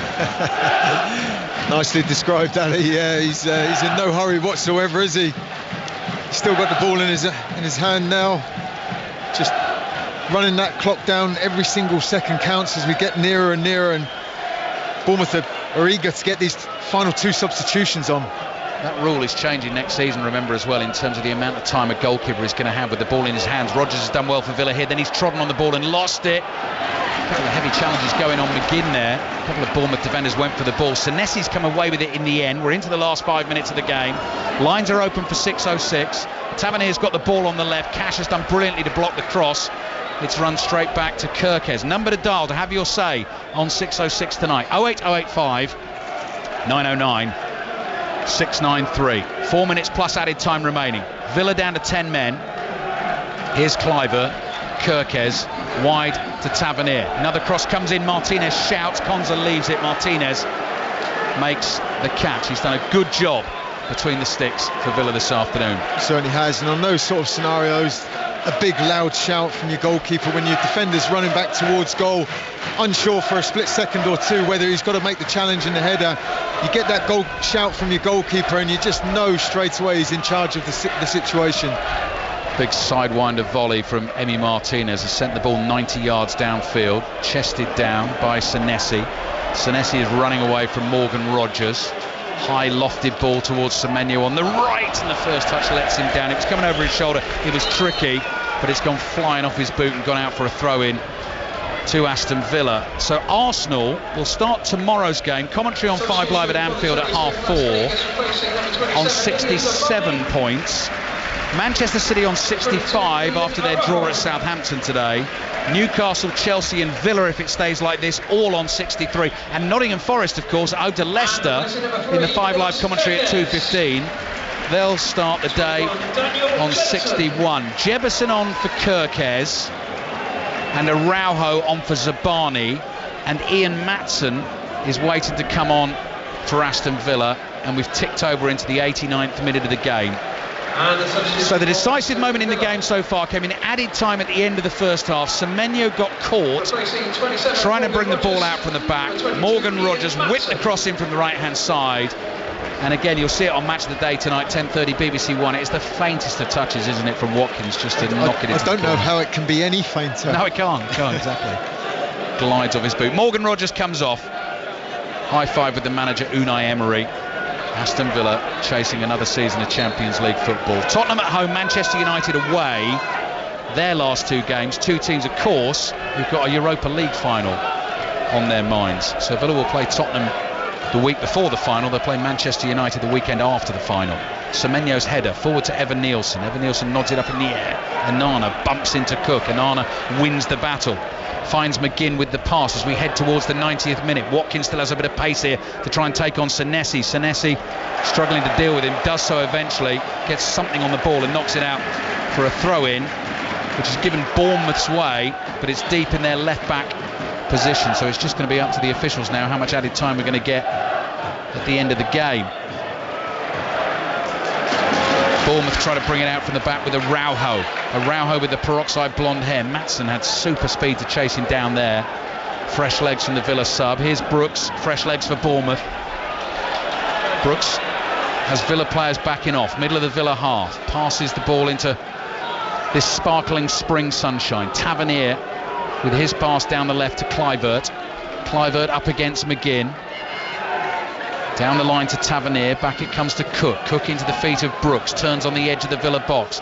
Clever little pass through to Tavernier, tries to get that cross in, blocked by Cash. Tavernier might get another go, turns away from Cash, plays it back to Kluivert. It's Kluivert against McGinn again. Senesi steps forward to help, floats the cross in. 5 minutes of added time is beginning now. Headed away by Villa, only as far as Semenyo. Semenyo's got two Villa defenders for company, trying to beat the pair of them, wins a corner for Bournemouth. The cross thumped into the feet of Maatsen. Well, they've been pressing most of the second half, haven't they, after falling behind late on in the first half. They knew what they had to do to get back into this game, but they just haven't found that final delivery, that final cross, the finish that makes all the difference. Can they find it now? David Brooks, left-footed corner. Martinez stays on his line. Konza's headed it straight up in the air. Senesi wins the header, but it's a lofted header well wide of the target, and it's behind for a Villa goal kick. Bournemouth 0, Villa 1. Bournemouth fans complaining, Villa wasting time. Konza gets the latest yellow card, I think, for being involved in that. The ball is now back with Emi Martinez, Villa's goalkeeper, in light blue away to our right, placing the ball very deliberately on the corner of the penalty area. So Five Live's Premier League Sunday on air from midday tomorrow. Updates on Newcastle-Chelsea, massive game in the race for Champions League football. Commentary on Nottingham Forest-Leicester kicks off at 2:15, and Liverpool-Arsenal at 4:30. Manchester United-West Ham is on Sports Extra at 2:15, and Tottenham-Crystal Palace you can hear in full via the BBC Sport website. And then at the end of the weekend, BBC Sounds app, the Football Daily feed will have the Premier League debrief at the end of the weekend, which is always worth a listen. Brooks gliding forward for Bournemouth with the ball at his feet, caresses it out with his left foot to Kluivert on the left-hand side. Kluivert trying to trick his way in field, back to Brooks, little scoop pass into the box. Martinez off his line. That won't work for Bournemouth. They've tried everything, particularly down that left channel. They just have not been able to find a way through. No, and they had 6 players in the 18-yard box had they were able to just find that final pass and delivery, but not for the first time today. It's just been slightly overplayed. But you've got to say, Aston Villa have stood strong, taken up good positions, good communication clearly going on. They've done the job, really, haven't they, without really sort of going out of their way to win the game. Looking to make it 7 wins in 8 Premier League games. Howson and Watkins having a right old wrestle there. Howson ends up on the floor. Watkins just jogs off innocently. 2.5 minutes to play. We've got Brooks again running at tiring Villa midfield as they're backing off. Brooks strokes the ball to Araujo on the right. Araujo's cross in, looking for Evan Nielsen. Konza deals with it. Powerful header. Watkins will chase it. Howson hits the pass up in the air, and Brooks does just enough for Bournemouth to keep that away from Watkins. Just over 2 minutes to play. 6:06 on the way.